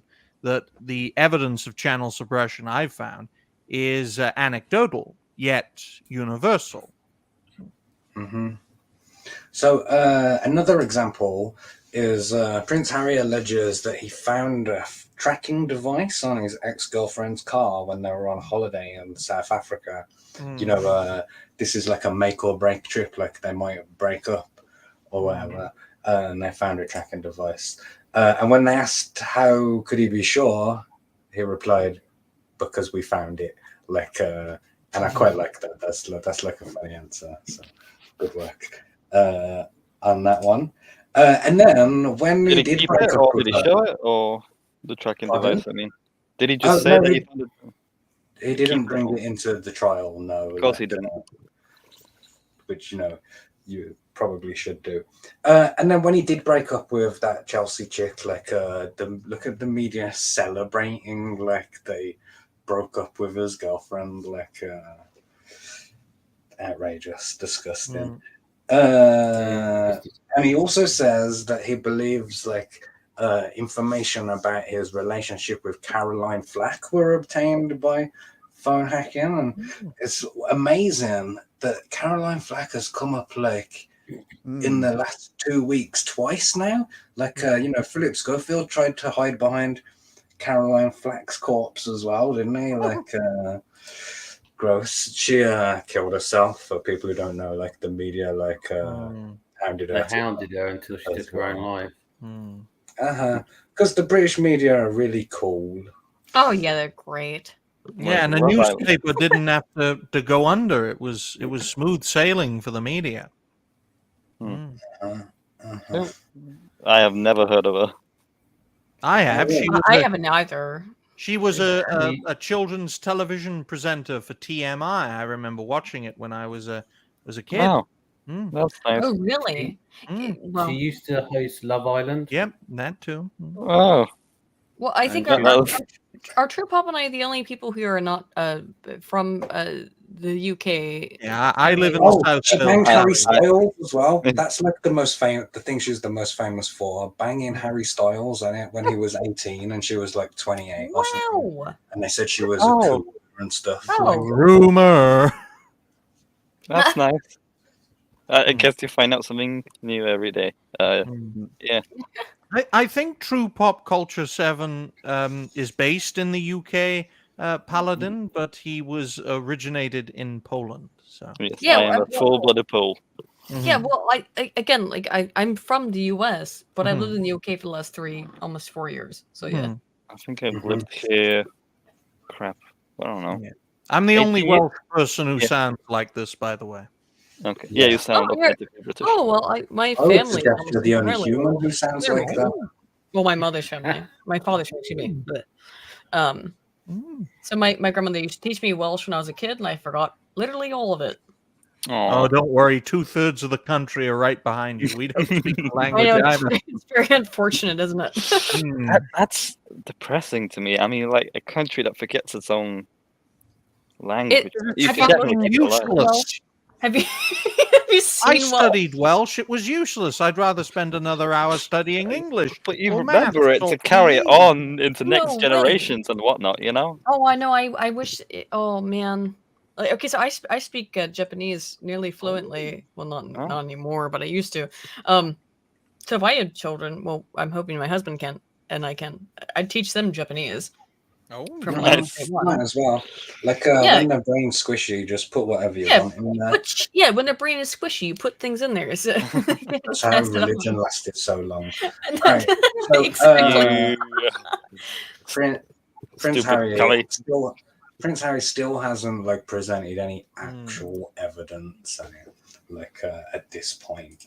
Just paranoia. So what I'll so after he was on the stand or whatever, he stuck around to watch the former royal editor from the Mirror, Jane Kerr, give her evidence, and I want to show you what she said as well because it's quite interesting. I thought you this said is Wayne Kerr for a second there. No, that's her husband. Yeah, and her father. I went to school with a boy called that. So she describes, in her job role, that she would call various agencies who would give her phone numbers that she would need to cover breaking stories. And, she would pass those numbers on higher up and then stories would come back in it. And so the barrister was like, you called people up and had no idea what they did. Like they just magically produced phone numbers and you never asked questions. And she said, yes. Mic drop. Yes. She then also says that Piers Morgan would add snippets of information to stories that she had written, in his role as the editor. He would add extra bits of information that she hadn't put in there. And that he might have been getting that information from someone at the palace, but doesn't know who that could have been. I think it's more It was like Lizzie herself. phone hacking. Lizzie opened up her flip phone and texted Piers Morgan. So Piers Morgan maintains that all of the information is ever published on Prince Harry comes through other means, and other shady means, private detectives, tracking devices, Spies, the royal family, all Obviously, legitimate yeah. media tactics. That's always been his line. They admit that they did that there is evidence of the instruction of third parties to engage in other types of unlawful information gathering, but not specifically phone hacking, specifically at Prince Harry. Well, what other types of unlawful information gathering, Daily Mirror? Well, spying. Yeah, the good ones. Going and Photographs saying, "Oh, I'm here to certain pick up places. Prince Harry's laundry," and doing shit like that. Puff Comic says lock 'em all up. True. I think where we might be heading towards. Okay, so now I want to call back Piers Morgan to the stand, for another moment. I just want to get another thing from Piers. Where are you? Let's put him on. That window, just a short statement, from Piers Morgan, a sort of attack instead of a I'm defense. not going to take lectures on privacy invasion from Prince Harry, somebody who spent the last 3 years ruthlessly and cynically invading the royal family's privacy for vast commercial gain and told a pack of lies about them. So I suggest This is true. court and apologises to his family for the disgraceful invasion of privacy that he's been perpetrating. Prince Harry has always said he won't settle. He wants accountability and he wants money. That's I actually do agree with Piers on that one. I rarely agree with Piers on much of what he says, but I That's do the agree with him on most that one. frustrating thing about Piers Morgan, that he often says things that I agree with, but Yeah. he's still a detestable fucking scumbag of a He human looks being. more and more like Jeremy Clarkson with each passing year. How I was saying dare this you? to someone. You dare insult the same that is Jeremy Clarkson. You Insult dare. Jeremy Clarkson by putting the evil of Piers Morgan on him. Well, hang on. So Saint I was Clarkson. I was Jesus telling Christ. this to Danny Damage just yesterday. The Mm. Piers Morgan, Jeremy Clarkson, and what's his Jeremy name? Kyle. Jeremy Jeremy Kyle. Kyle. Yeah, the three of them all went to the same budget. Your parents can't afford. Parents can't quite afford Eton College. And Yeah, I'm sure they did. Yeah. they're all fucking. They all bummed each other in the. Would you like Oh, to you know hear- what private school's like. Well Hung Dung says Piers Morgan looks like a Greg steak slice that's happy it's got AIDS and happy it's going to give you AIDS too. Would you like to hear how Jeremy Clarkson's family made millions and millions of pounds and why they're so rich? Sure. Go ahead. They bought the license to Paddington Bear when the book Really? first came out to do all the merchandise. Oh, they own the merchandising right to Paddington Bear. Well, that's I did not know that. I didn't know that either. Interesting. That's the Clarkson family who owns that, huh? Yeah, like back in when did Paddington come out? Like 1932, 1922 did it originally come out? Yeah, the grandfather or the great grandfather saw it and thought this is going to be huge and bought the merchandising rights from the writer. It's bizarre. Well, I'm not at all surprised that they well, I guess they're good capitalists. They bought the right to Paddington. Yeah. So back to this scumbag though. Sorry, Like, that's it's not disappointing- acceptable on this show. Good capitalist. It's disappointing to find myself agreeing with Piers Morgan in it. That Harry is trying to denounce the media while exploiting the media at the same time, and it looks being a hypocrite. Like, his book sold 1.43 million copies on it. And he's like, oh no, don't look at me. 1.43 million books in it. Those So- must be sad people. All of them are sad. and then he got $100 million for his Netflix series on it. Ugh. So that is enough. That's enough to sort any one of us out for life. Probably all 6 of us on the panel in it. Yeah, of course. But I don't know. not if you're living the royal life, which is what his wife wants. Uh-huh. Of They course, need she was anticipating to be a princess, but also needed to call the royal family racist, which because of her politics, I assume. She married So- the wrong prince. Well, no, she's not black. She wants to call herself black, which is absolutely insane. But she needed to call the royal family racist and stuff like that. And it's like, well, okay, you keep doing this shit. You're embarrassing the royal family. I am, honestly, Meghan Markle should be thanking her lucky fucking stars. She hasn't been killed yet. because we know what Paladin's happens. words. I couldn't get away with saying Yes. she's not black or saying she should be shot. But this is Paladin's No, I didn't. I'm words. not saying. I'm saying because Harry's mother got killed by the royal family for far less. Yes.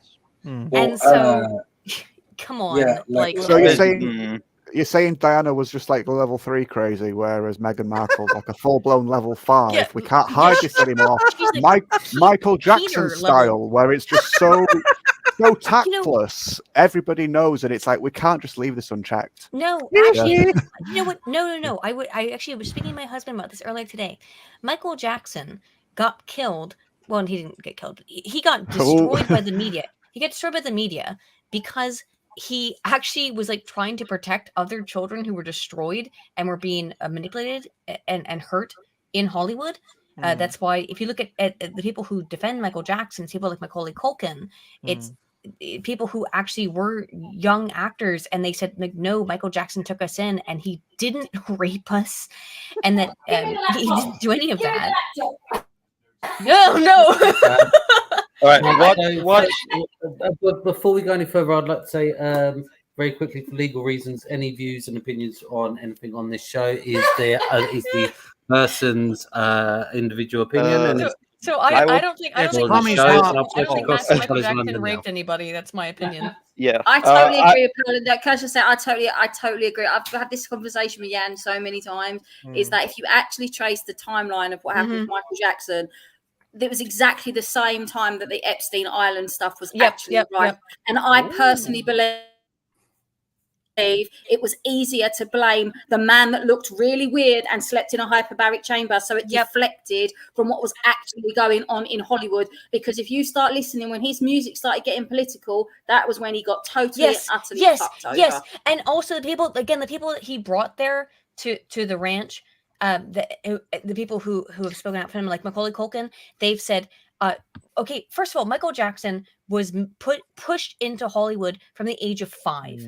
Right. And so he was, we know for a fact he was beaten by his father. And from the age of 5, being a child in Hollywood, he was probably also molested by Hollywood producers, because that's just what happens. And so when he creates his Neverland Ranch, what does he want to do? He wants to have a childhood that was deprived from him. And then he also wants to protect, in my opinion, I think he wanted to protect other young people in Hollywood who were being molested. And he really tried to. I think Michael Jackson was a good person. He was not I don't think he was a child predator. I think he was actually trying to protect children from the molestation that happens in Hollywood. Go ahead, sorry. I think that Michael Jackson was a predator and he got away with it because of his white privilege. For $2 says Mr. 2 hours. Hi, Aiden. Hello. I would highly recommend Razor Fists video. Yes, watch Razor Fists video. I've seen them all. Yeah, I've seen them all. In fact, what I was going to say is it's crazy, because if you actually look, every single time anything comes out, the stuff with Jimmy Savile, the stuff with Gary Glitter, the stuff with Reese, all the stuff with R. Kelly, all the other stuff that came out of Rolf Harris, I look at Jan and the first thing I say is, okay, this to me just makes Michael Jackson look more innocent. Because why is it there's only ever been 3 people? There would have been hundreds. There was hundreds of kids went to that Neverland Ranch, hundreds of kids. And you're trying to tell me that only 3, which have very, very dubious past, only 3. Now, there's no way. His estate is worth and their parents millions all got the now. money out of it. It was their parents who got the money out of it. No, I'm sorry. I don't believe it. I really don't. I don't think you can say what you want about me. I don't think Michael Jackson was a predator. I just don't. I really don't believe Michael Jackson was a predator. I think he was an abuse victim who was trying to reach out to other children to help them. I'm not going to dispute. I'm not going to dispute that he was pushed into fame and put in harm's way. But just because someone's being put in harm's way by adults when they were kids doesn't mean they're not potentially going to repeat that cycle and take it out. And because Michael Jackson is such a prevalent part of people's childhoods and their life, and just like Disney, people get very love blind with these Michael Jackson was not a part entities. of my childhood, so my my position here is not based on any kind of, because I did not grow up with Michael Jackson. I didn't like grow up with his music very much. So my position here is not based on any kind of nostalgia. My position here is based Michael Jackson. Jackson. But a lot of people. Mine is, however, the profession that I have is, and the way that we do so much training on safeguarding and all these things that children that have actually, I've had children actually disclose to me worse things than what he was accused of, and I will tell you now that from a person that has listened to this from children, which then those cases have gone to court and those people have been found guilty. If I genuinely in my heart and soul believed this person that was a hero of mine from a child was a predator, I would never listen to anything of theirs again, because I wouldn't want to feed that beast even if he was dead. And it was drummed up as a distraction, and that's why I genuinely, as Charlie brought up earlier. I think it was a distraction. I've worked in mental health care before as well for years, and I've worked with people who still see a halo around the head of the people that abused them, because they've been convinced that what they were being abused with wasn't abuse, that it was love, and it's really messy. That can absolutely happen. But all I can say is that I did not grow up with Michael Jackson's music, really. I heard a couple of his songs like on the radio and stuff, but that's it. I did not grow up as like a Michael Jackson fan, and I only looked into him as an adult. And when I looked into his whole story as an adult, I came to the conclusion that I thought that I did not believe that he was the monster that he was portrayed as being. I only discovered him when he died. Mark, put it this way: the show that you're doing now, the court show you're doing now. There are many of the times, because I've been sitting here obviously listening while I've been getting all the stuff, and you've been saying over and over again for different things that actually there's no real evidence. What Harry's bringing to court, there is no real evidence. There's not been actually any evidence. Well, this is exactly the same thing. If we're going to bring it back to what we were just talking about, there is actually no concrete evidence, which is why this could never have gone to court. I am becoming more and more convinced that we need to do a show trial of Michael Jackson. This isn't the Michael Jackson trial. I know we're talking about one vaguely black woman who passes as white. Michael Jackson, but it's not really super relevant. I'll quote Joe Biden. He ain't black. Well, go ahead. Go ahead. I will leave you in hand. I will leave you in hand, Mark, of my dear husband, and I'll say I'm sorry for derailing your show. I apologise for that. I've been contacting the solicitors of the Communist Party regarding this show, and we will be doing a Today style high deep breath and an apology video very shortly. Yeah, but it is tricky to sift through all. It is tricky to sift through all the different lies, because in entertainment, there's so much of it that people say that are just trying to sell the film or the CD or whatever they're releasing, and people do tell fibs to the public, and then that's why we need to bury the establishment, Danny, and rebuild anew with this great alliance of alternatives. But then we end up discussing who's better, Piers Morgan or Harry, and who's better. Who's better, the cutthroat music industry or the cutthroat film industry? If we're going to go to the up to the audience to decide. We're watching Snakes versus Snakes, and the rest of us don't really want to be snakes. But that's what our entertainment is. Prince Harry is also now claiming that before he got with Meghan, he was a bigot, incredible turnaround. Wow. She saved him. She saved him from himself. What an angel. From his inner wisdom. How cute for him. Oh, he's so lucky. If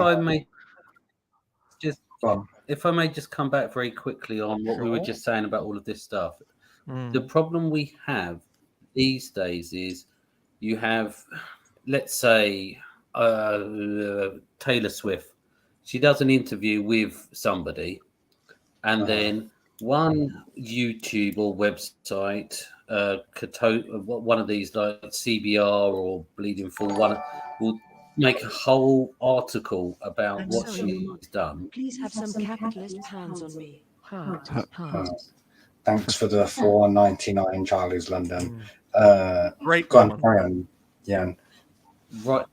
So you'll get CBR write an article about this, and they will pick 2 sentences that she said out of a half-hour video interview she did with TMZ or BBC or whoever, then another one of these companies, these online BuzzFeed or something, will then take that article and take a sentence out of that article and say, "Oh, she said this," and it comes down to who these reporters like and don't like, and they create a narrative, and they go, "Yeah, but we know it's true because our source was CBR," and CBR goes, "Yeah, but our source was Bleeding Full," and Bleeding Full goes, "Yeah, but ours was the BBC." Well, it's got to be true if it's the BBC, but it's the wording from the different interviewers. What they've sliced a section out of it, and that's why you get somebody like Taylor Swift. Oh, she's broken up with her boyfriend, and then that becomes, oh yeah, she's done all of this, blah blah blah, hundreds and thousands of lines of writing about some girl who's just It's opinion disguised as news, Jan Province. It's quite simple. Yeah. See it everywhere. My They just sources, I don't made direct it the the fuck up. attention anyway, really. Let us say well.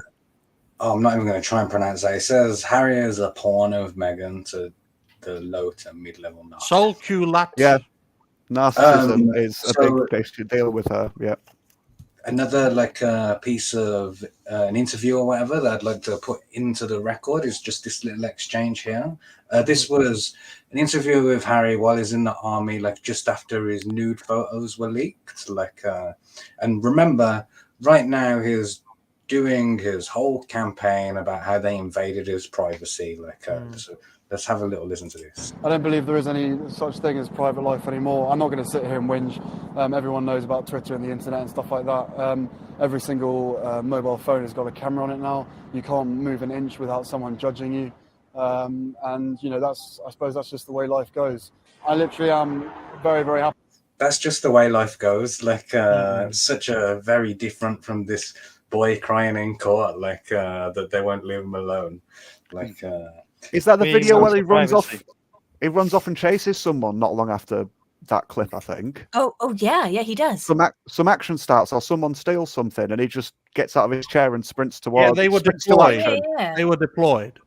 But he just, he has so much oomph and gumption to him there compared to now. Yeah, it's like a different man. So before I bring on the final witness, I'm already prepared to pass a judgment on Prince Harry.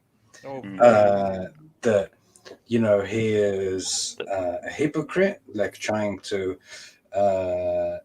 blame the media for all of his problems while exploiting the media, selling his Netflix show and his book, and doing this very court case. It's all publicity. You can't have the good without the bad, the same as being a member of the royal family or leaving. Prince Harry's problem is that he's trying to have his cake and eat it, and just almost like a Marie Antoinette type thing. I sympathize with Prince Harry's position, and I don't envy him. He is a hypocrite and a cook, basically, to his wife, and Jack Murphy of Royals. Yes. There was a meme for, I think I've read it for iDubbbz, essentially. And the meme went something like this. People keep saying what no pussy does to a guy, but no one says what pussy does to a guy. And in terms of him, I think that couldn't apply more, essentially. Oh, definitely. All right, so I'm not impressed by Prince Harry, but I've got one more witness that I want to bring on, the star witness that for me is going to blow the whole case wide open, and that is Jeremy Paxman. I'm going to bring Jeremy Paxman to give evidence. I don't know precisely how many people were there. I would guess it was probably... Okay, so this is from the Leveson inquiry. a dozen or so. The other people there were Sir Victor Blank, as I say, who was the host, who I think was the chairman of Trinity Mirror, Piers Morgan, the then editor of the Sunday Mirror, a woman whose name I've unfortunately now forgotten, Ulrika Johnson, Philip Green, and those are the only ones I really remember. I can't remember who else was there. You've set the scene. So like is that a swanky elite bourgeois dinner type thing with Philip Green, the owner of Top Man, and Ulrika Johnson, she was that weather girl who was shagging Sven-Goran Eriksson and stuff. Yeah. Yeah. Mr. Morgan in particular, did he say anything during the course of this luncheon which was of interest or unusual? Well, it's really the only. There were two reasons I remember the lunch. One was that it was so unusual to be invited into such a bestiary. The second of which was that I was really struck by something that Piers Morgan said at lunch. I was seated, as far as I recall, between him on my left and the editor of the Sunday Mirror on my right. And Ulrika Johnson was seated opposite, next door, semi-next. With a name dropper. Blank on her other side. And I would say that's already more detail than anyone else has given on anything like in the case. And the way that he's rebuilding the picture in his head like live, and it like you can see that that's what he's doing. Morgan said, teasing Ulrika, Car. he knew what had happened in conversations between her and Sven-Göran Eriksson. And he went into this mock Swedish accent. Now, I don't know whether he was repeating a conversation that he had heard or he was imagining this conversation. In fact, to be fair to him, I think we should accept both possibilities, that he probably was imagining it. It was a... Just for context, for anyone who doesn't know, Sven-Goran Eriksson was like the Swedish manager of the English national football team, and somehow was also super hounded by the press, like for his constant affairs with Weather Girl, Ulrika Johnson, dirty bastard, and what was her name? Nancy Delalio, like some Italian model, like. It's incredible that Sven was able to like so many women. Yeah, that's my main memory of Sven. Just the phrase like, "Well," that's how it starts like every sentence. Rather bad parody. So yeah, I do remember it quite, and I was quite struck by it because I'm rather wet behind the ears in many of these things. I didn't know that sort of thing went on. And indeed, when he then turned to me and said, "Have you got a mobile phone?" I said, "Yeah." This is it. This is like the crucial bit. Yeah. And he said, "Have you got a security setting on the message bit of it?" I don't think it was called voicemail in those days. I didn't know what he was talking about. And he then explained that the way to get access to people's messages was to go to the factory default setting and press either 000 or 1234. And that if you didn't put on your own code, his words, you're a fool. Now, I don't know whether he's talking about whether he was making this up, making up the conversation, but it was clearly... No, Right. it's pretty clear, yeah. So that is... Piers Morgan said earlier in his interview, the one from just like 2 weeks ago or whatever, like, I don't even know how to hack a phone. Like, and here is Jeremy Paxman saying at dinner, Piers Morgan described to me exactly the process of how to hacking a phone. Yeah, how bizarre. How to hack he said how to hack the phone, the answer machine bit, not the actual phone device itself, which you have in your hand, but when you would call your voicemail, it would redirect. It redirected to somewhere else, so you were never actually hacking the phone itself. So calling it phone hacking is it's just a bit sly, really, because they're hacking something different, so they can argue that and technically still be telling somewhat of a truth. It's slippery. I think that's going to be how they're probably going to try to get out of it, is by saying that it's not hacking. We just guessed, because at that point everyone we accessed. was 0001111 or 1234. Which is what he was Illegal phone accessing. There we Yep. go. We can nail the fucker still- flat. That's the We correct accept. terminology. Yeah, we Illegal phone accessed the voicemail. We didn't hack the phone. Yeah. Illegal voicemail If you- accessing. if you Nail want- him for that. If you walked into a hospital and then went behind like the reception desk and pressed enter on the computer and just started reading shit, like we would all agree that you're not allowed to do that in it. Yeah. Like, Yeah. I don't know if we would call it hacking or not.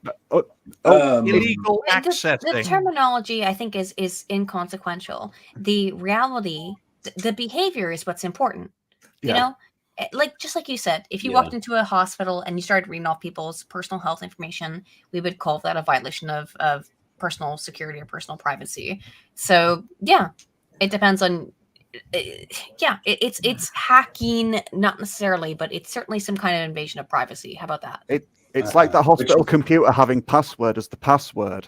So you've just gone and you've not gone to an open computer, but the people with the technology aren't smart enough to know what the technology is or does, which is a That's different like story for keeping your another day. 'Cause door it's- unlocked and Yeah.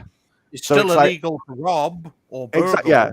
So he's just gone and typed password and pressed enter, and that happens to be the password. Or he's gone and opened a door that's unlocked, and it's like, well, I didn't break in because you left the door open. I knew you left the door open, or I just guessed and tried it.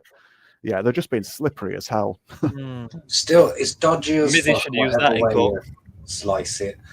So the main takeaway from what Paxman told us is that Piers Morgan is lying, that he knew about it at the time, like that he knew how to do it. He was telling other people how to do it. Like mostly the point is that Piers is a twat. So that's like all the evidence that I've got for you, like on the case or whatever. So what I'd like from each of you now is to deliver your own like verdicts, like shout a punishment or a compensation, or if you were in charge, like what would your solution be? And I'm gonna come to you first, Jan. Well, hang on. Which one of these two are actually in court? Both? Prince Harry is taking the Daily Mirror to court, like in real life, but in the show trial, it's Harry versus Piers.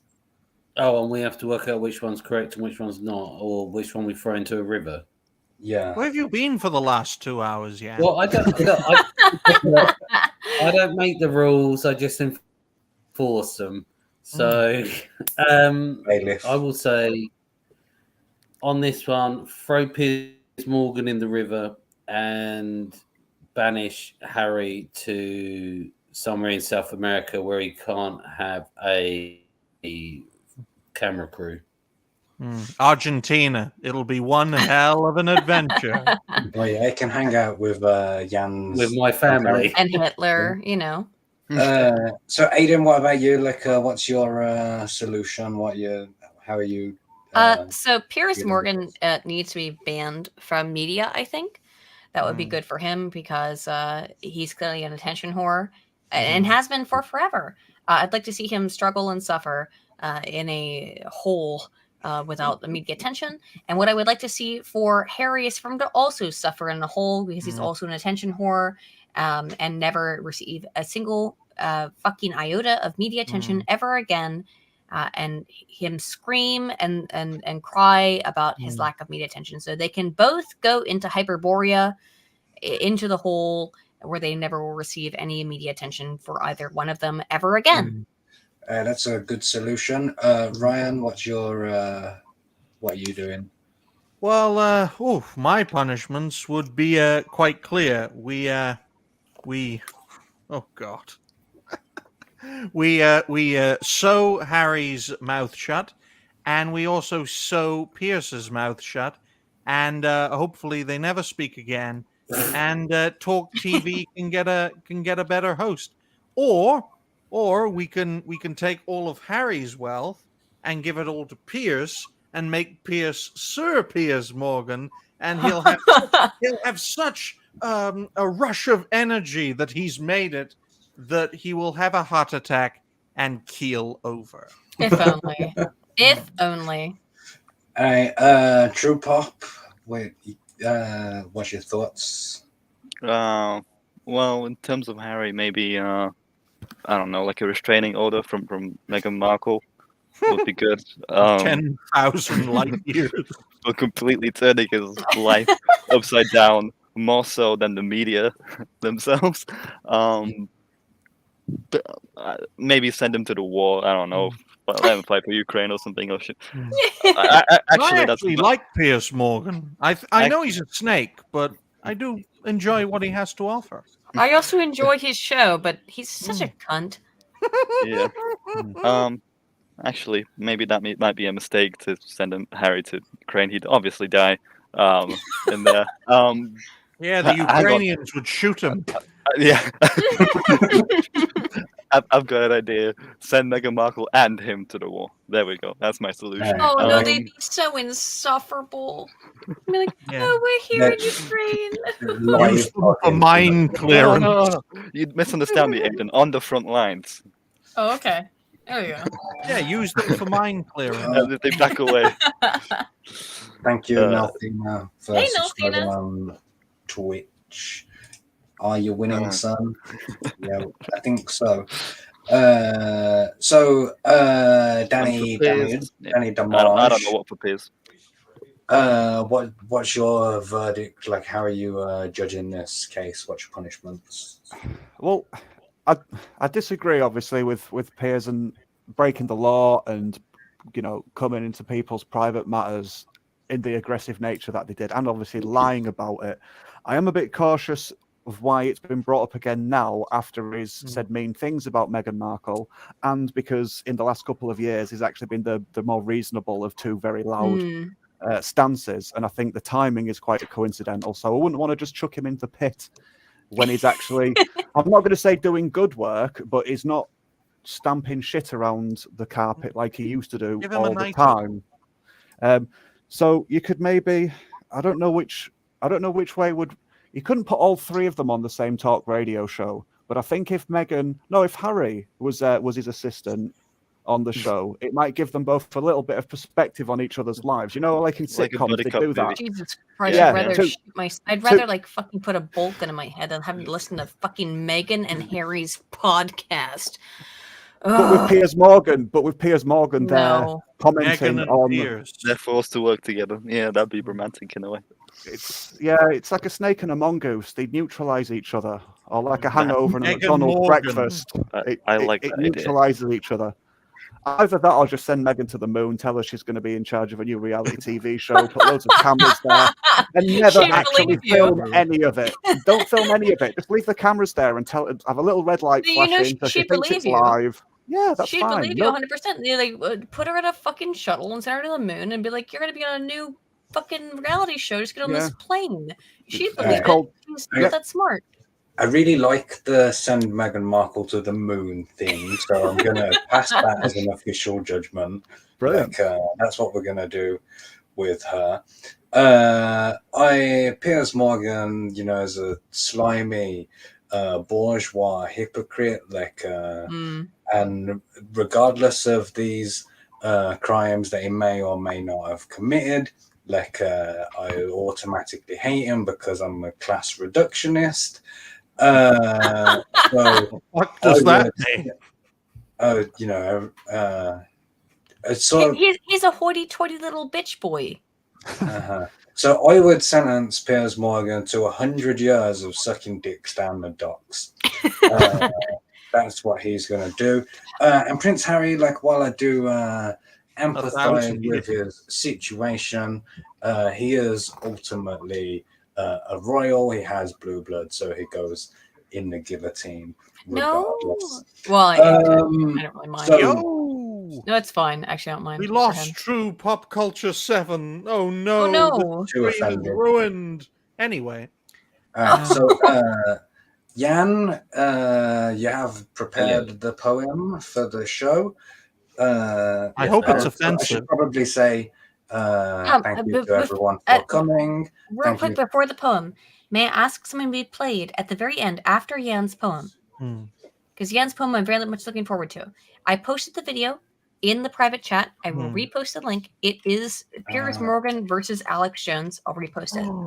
Yeah, I've got it. Very short. Fingers crossed Jan's poem is offensive. I hope it is. Mm-hmm. Would you rather start with this? It's very short. Well, I guess. No, we'll take it out with the music so that Jan gets a moment break. I would love to hear the poem. Okay, where are you, Jan? Oh, True Pop is back. Okay, just in time for the poem. Jan, please, the floor is yours. I've actually named this one for once. Oh, yeah. The Judgment, Part 12. Don't know why it's Part 12. This is the found poem from the show where I take what people say and I take it from the chat and I take from what people said and I try to make some kind of weird story about it. So we go. The Judgment, Part 12. Check it in with the chatbots. Brezhnev has boss eyebrows. A kangaroo caught in prostate exams. How did Piers Morgan become an X Factor judge? Phone hacking, I guess. Whose mother does Harry want to do it with? I thought John Major and Christopher Reeves was the same person, shipping men in the back of cars. So he killed 25 Taliban from a helicopter. They've been doing it for decades. Yet he's got Meghan to deal with as well. Everything in that statement is correct. We're Americans now. He knows shit's going on.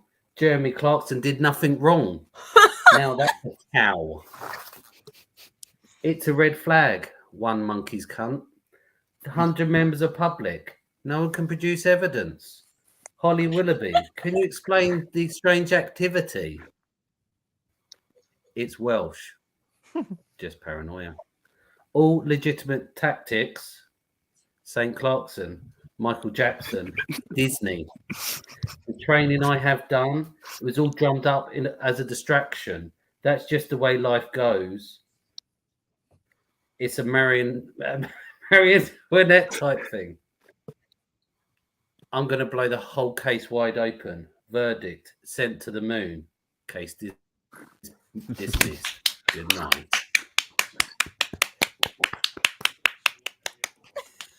Those men raped that woman in India to death with an iron rod 4 feet long. You can't ban the iron rods. The guns, the iron rods, Pierce didn't do it. The tyrants did. Guns. Mao took the guns. Castro took the guns. 1776 will commence again. You try to take the firearms. We will not relinquish them. Do you understand? The Republic will rise again. Don't try what your ancestors did before. Why don't you come to America? I'll take you out shooting. You can become an American and join the Republic. And I want to say this right here. You think you're a tough guy? Well, have me back to the boxing ring in here, and I'll wear red, white, and blue, and you can wear your Jolly Roger. Okay. You know what? Let's try again. Do you know which weapon was used in the Oregon shopping mall? I want to get people off pills. Suicide pills, mass murder pills. I want you to try and answer the questions. It's a proper debate, okay? I'm not trying to trip you up. No, it's not a debate. You're running a show. You bring in your victims. In the spirit of a proper debate, you've had a lot to say so far on the show. Let's try again. 1776 will commence again. You try to take the firearms. We will not relinquish them. Do you understand? The Republic will rise again. Don't try what your ancestors did before. Why don't you come to America? I'll take you out shooting. You can become an American and join the Republic. Come to America. I'll take you out shooting. You can become an American and join the Republic. Whatever. Go back to where they took the guns if you don't like it. The communists.